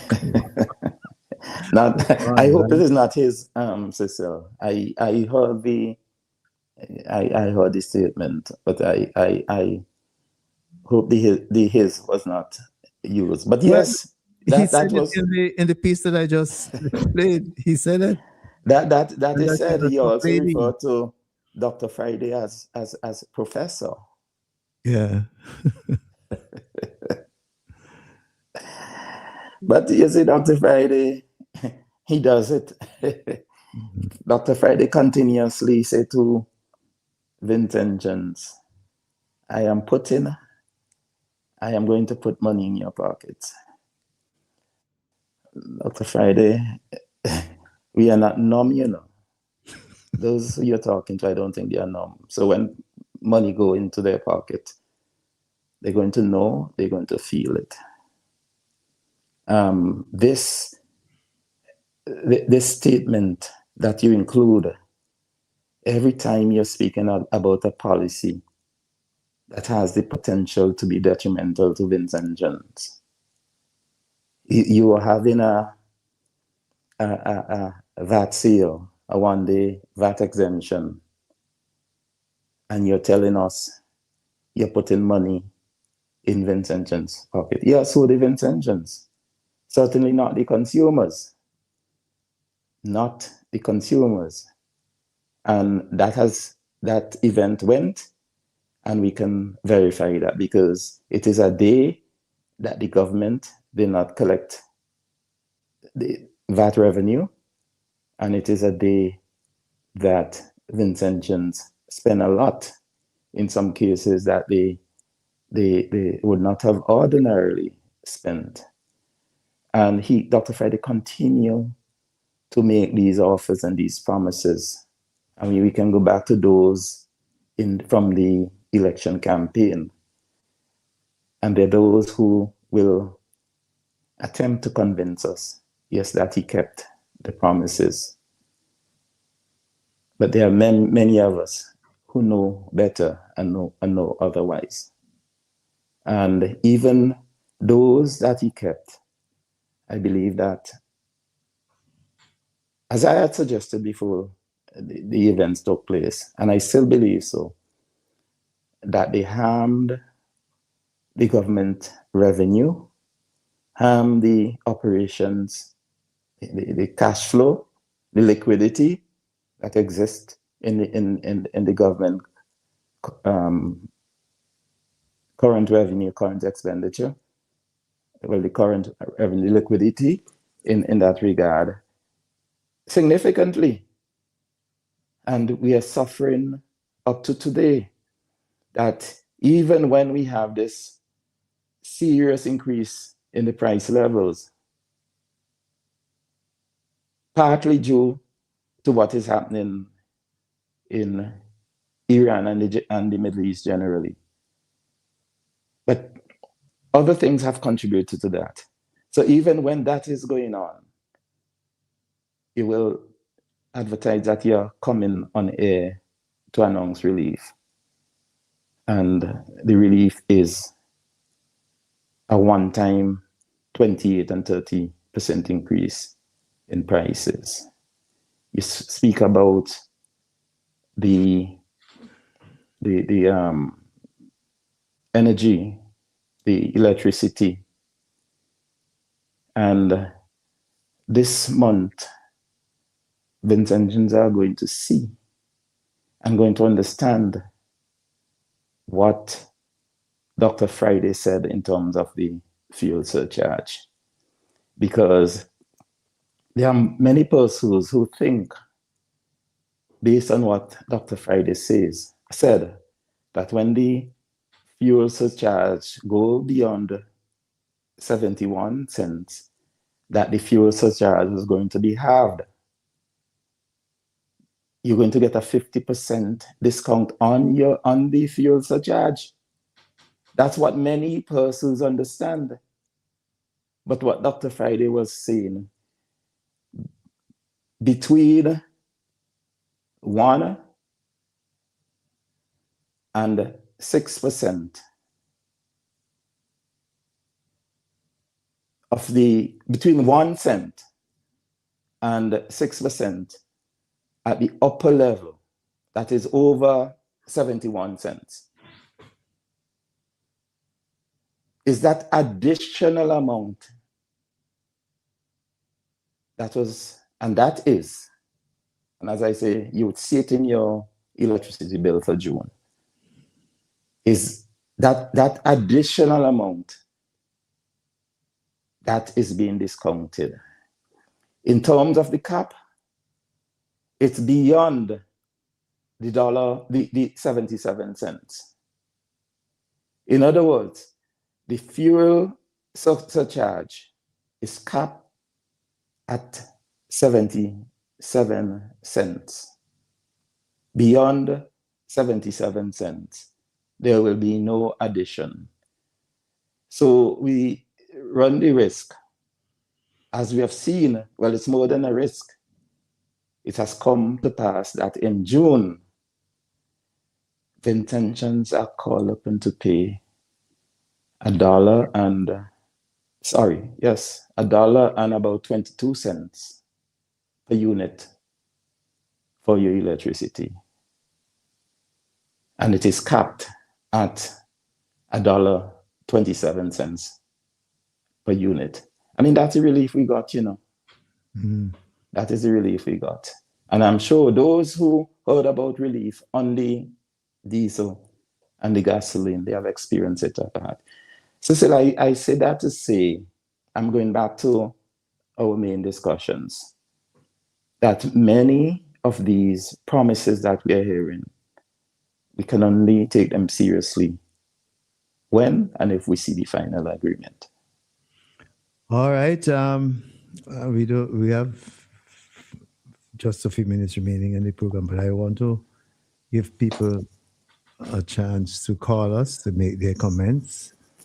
But in the meantime, I'll read what I have received so far as WhatsApp messages. This one says, when did the government tell us that SVG is going into full-scale mass tourism? So James's NDP was against mass cruise ship tourism. Our tourism strategy was always to focus on upscale tourism. When was the policy changed? Was that a campaign promise? And the person goes on to say, this is a major policy shift. Well, that's an important point, Cecil, a very important point. Because quite recently, maybe it was this week, or if not last week, it was not no further back than last week, but I believe it's this week, that our Minister of Tourism pointed to what he says is a fact, that the cruise ship passenger spends on the average $59 Lansford, when they come here. Can you, well, I see a call here coming in from, let me just take it. Go ahead, Cecil. Yeah. Greetings, Dr. Cox, greetings. How are you doing? I'm fine. Thank you, Mr. Ryan. Good to see you. I see you have Mr. Weeks on the program. Yes, he is. Good day, Mr. Weeks. How are you doing? Good day, Richard. I am still living in the goodness. I'm Great. good. Mr. Ryan, I didn't listen to the entire program because I was a bit late. I had some things to do, and so I came late. And so please forgive me, Mr. Weeks, as well, that I didn't hear the whole thing. I'll go back and listen to it later, but now it's for the call. So if you allow, Mr. Ryan, I just want to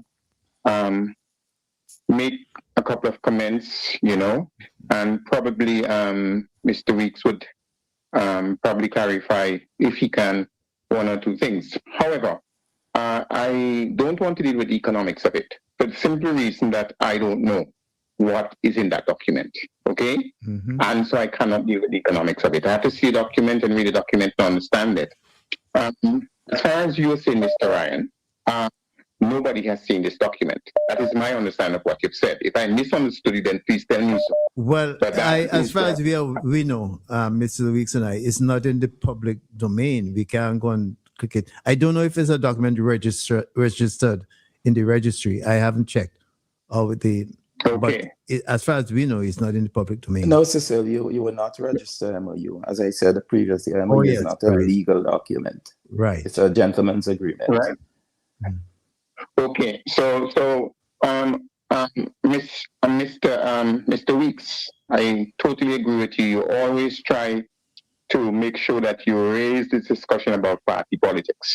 And I admire that in you. You've always tried to do that. Most people might not appreciate this and see it differently. However, let us get to this. Firstly, Mr. Weeks mentioned the point of history, and I want us to be very clear on the point of history. The point of history here, as regards these things, is not just Mongol Singh. The point of history here is Otley Hall. The point of history here is the Union Island Marina. The point of history here is the Estranca. The point of history here is Canawan, and we could go on and go on, right? Those are facts, you know, whether you like them or not, and whether it makes you uncomfortable or not. Those are the facts. That is the point of history. And in every single one of those cases, right, what has happened to St. Vincent and the Grenadines is that we lost. That is just the reality of the matter. Okay? So the whole point, which I heard Mr. Weeks mention, but did not belabor, so to speak, did not go into it in great detail, is the secrecy in which all of this is conducted. And that secrecy has never, ever benefited our country. You know, as regards Otley Hall, we all know that a resolution was taken to the Parliament to give one man the authority to deal with Otley Hall. This man was not an engineer, Mr. Ryan. I think you know that very well. This man was not an economist. I think you know that very well. This man was not a linguist. He did not speak Italian. I think you know that very well. This man was not a financial expert. I think you know that very well. This man was not a lawyer. I think you know that very well. Okay? But this man took this agreement to the Parliament, Mr. Ryan. You understand? To say, I and only I can speak on this matter. Everybody else, you remain quiet. You understand what I'm saying? And the Parliament agreed to it because they had 15 seats. It's a 14-1 now. We know what happened with that.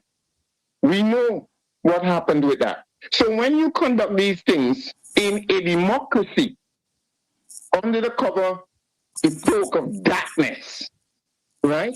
Mr. Ryan, if this makes you uncomfortable, and if this makes those who are listening to you uncomfortable, bear in mind one simple thing. I'm speaking the truth. Well, they're facts. We paid $18 million for the Estranca. We have never seen it. So if I make you uncomfortable, Mr. Ryan, I'm not here to make you uncomfortable. I'm just here to tell you the truth. Don't worry. If you're making me uncomfortable, I would cut the call, but you're not making me. You're stating facts. How can I doubt facts, historical facts? I'm not a person. I've been trained, so I won't doubt. So yes, go ahead. So when Mr. Weeks speak of the issue of history, this is a very, very serious thing. And one must take what Mr. Weeks is saying in its full context. Okay? Look back and see what has happened and how it happened. Okay? And what it actually led to. We must understand that. Now, as far as I've been told by both of you, nobody has seen this agreement. So it's all done in darkness. But Mr. Weeks made a very important point, but he made it mildly. I would make it stronger now. He made it very mildly. This was not when the man said, we take it over. You understand? It was something he was not supposed to have said. You understand what I'm saying? But that's the essence of it. And so he tried to do damage control. Oh, you are the landlord, you know, we're just the tenant. Oh, no. No. Mr. Weeks, I put it to you that what has happened here is a total takeover of this thing. And if it wasn't so, then the government should not be afraid to make this MOU public. Because this property is ours. It belongs to the people of St. Vincent and the Grenadines. It does not belong to the government in office. It belongs to the people of St. Vincent and the Grenadines. And we have a right to know because it is our money. You understand? Outside of that, there are moments in that agreement. I agree with you totally, Mr. Ryan. Totally, I agree with you. There are moments based on what he has said, which is very troubling. They're going to lend money. Lend money to whom and for what? We have banks in St. Vincent, don't we? Right? Lend money to whom and for what? Next thing, they are inviting you to invest in their business. Okay? Now, on what grounds? What is the basis of this? In other words, for example, Mr. Weeks takes his savings. As far as I know, Mr. Weeks has left the government services now, and he's retired. Okay? Or let's take me. I have left the United Nations because I wanted to. Okay? And I take my savings and I put it into their business when everything is being done in the dark. This is a dangerous part of this thing. We do not know. Again, I want to go back to Mr. Weeks. I listened to him very carefully, you know. The parts I've been able to listen to, I listen to him because I always listen very, very carefully. He said, when you see people coming with these platitudes, you know, be careful. You understand?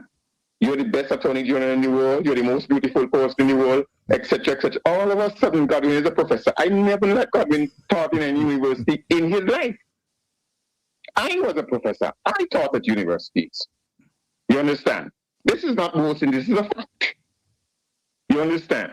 Right? And I don't know that Godwin has ever taught a university in his life and was given the title of professor. What is all of this about? What am I trying to point to? I'm trying to point to three things here. Three basic things. Firstly, let us accept what Mr. Weeks says. He didn't say it in those words. And Mr. Weeks, if I misunderstand, I apologize. That this is too shrouded in too much of secrecy that we don't know. That's the first thing. Okay? Let us accept that. We need some form of, or some way or some shape that we can understand this thing. What is happening here? That's one. Two, let us understand, this is not an issue of party politics. This is about the national interest of St. Vincent and the Grenadines, not only from a standpoint of land and property, and not only from a standpoint of present economics, but the future of the country. 30 years, you know. So let us accept that second fact. Okay? Let us accept that second fact. And let's accept the third fact. And again, Mr. Weeks comes to it and he says it. And I don't think we fully understand what he's saying. He says, Godwin has always been promising, you know. You mean Prime Minister Friday? Yes. All right. Okay. I will put money in your pocket. But Mr. Weeks has pointed out to you that those kinds of operations, more than anything else, the taxi drivers might start to complain. The small operators who taking people here and there to see whatever parts of the country will start to complain. They would monopolize the whole thing. You understand? So again, let us be clear. If you're saying that it's going to put money in our pockets, don't give me no more jumbo and no blanket talk with foolishness. You understand? Lay that down clear to me in facts and figures. And finally, this is another crucial point. I'm just driving it home. This is another crucial point Mr. Weeks made. Now, this man has got to be the greatest scientist in the world, economic scientist in the world, to tell you what the GDP of St. Vincent is going to be. You understand what I'm saying? Because of his investment. It's one thing I learned, you know, as a student of science. No true student of science ever really make predictions. He or she might make a conclusion. You understand what I'm saying? Based on certain facts in front of him. But no true student of science never makes a prediction. That is for people who have belief. That is for people who are in religion and so on. That is not for scientists. And that's not for students of science. We know better. We know better. You understand? So, my question to Mr. Weeks, I'm not trying to put you on a spot. I'm not trying, please, I'm not trying in any way to prove that I am bright or anything. We're having a discussion here. My question to you, Mr. Weeks, is this. As the responsible officer, because you were permanent secretary, that is how I got to know you, thanks to another permanent secretary now, Mr. What's his name? Knights. Right? Mr. Knights. Exactly. Thanks to Mr. Knights, I met you.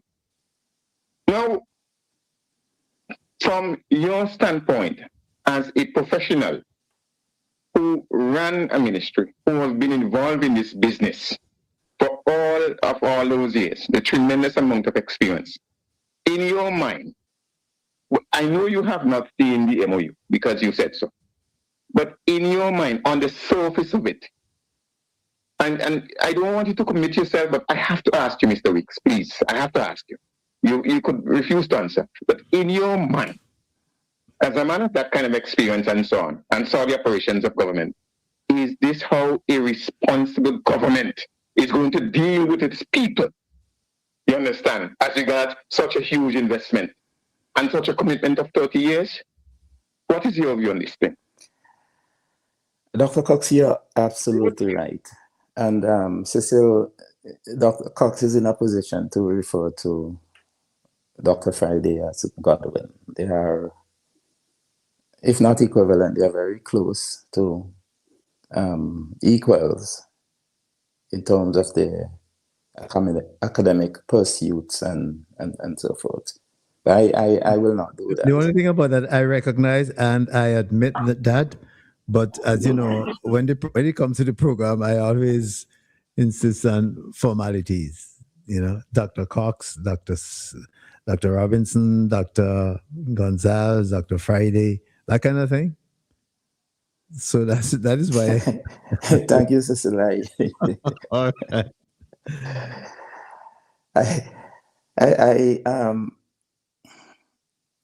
Yes, I almost forget the point. Yes, with respect to the operations of government, Dr. Cox. I get your point, Mr. Taylor. with respect to the operations of government, I have had a long experience in this regard. And I know there are persons who get offended when I talk about my experience and training. But my understanding and my experience is when it comes to large-scale investments, what was done is to bring the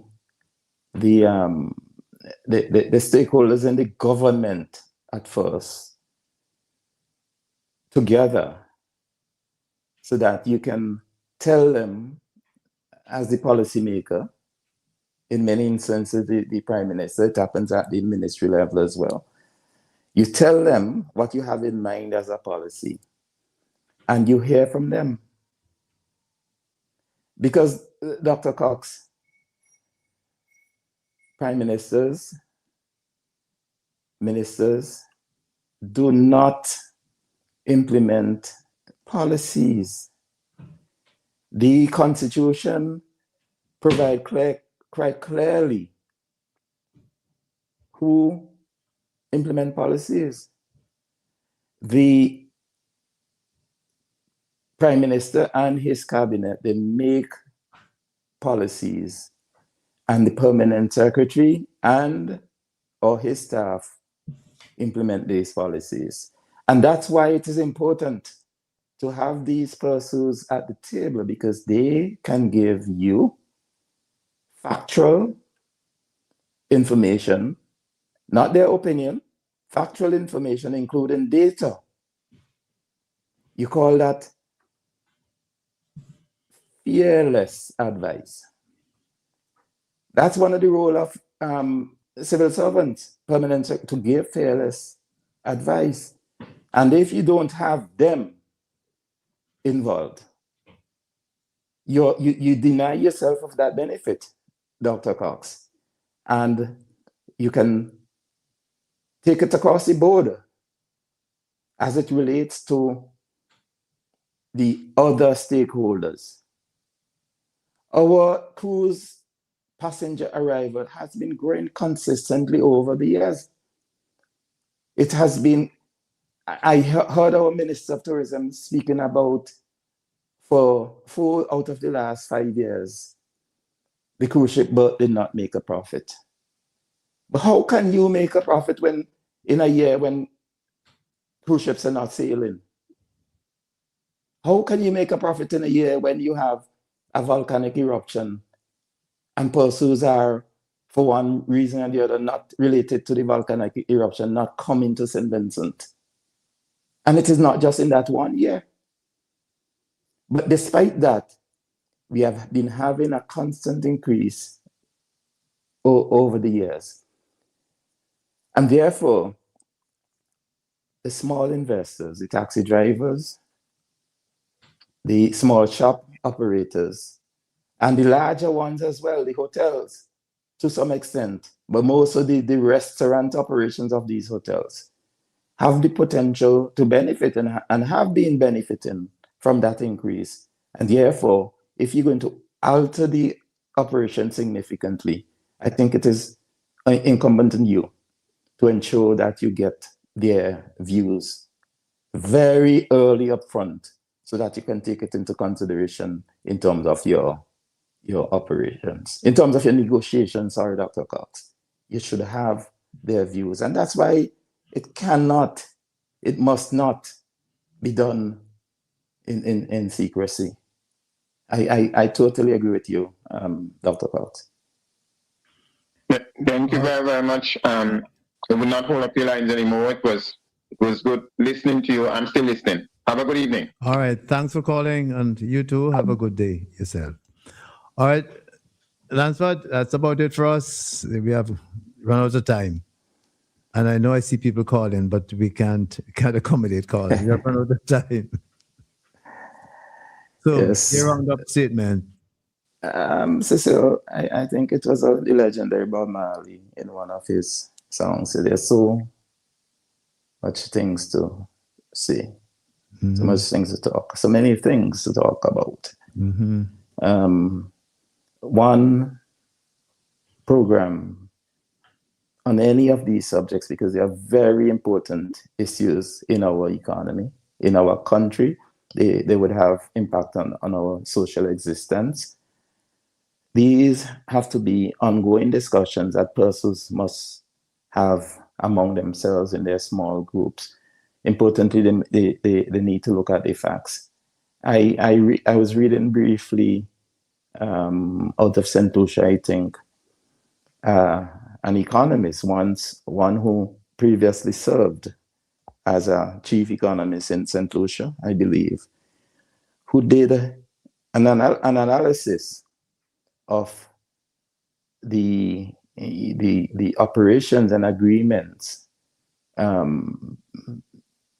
of this kind of operation in the past.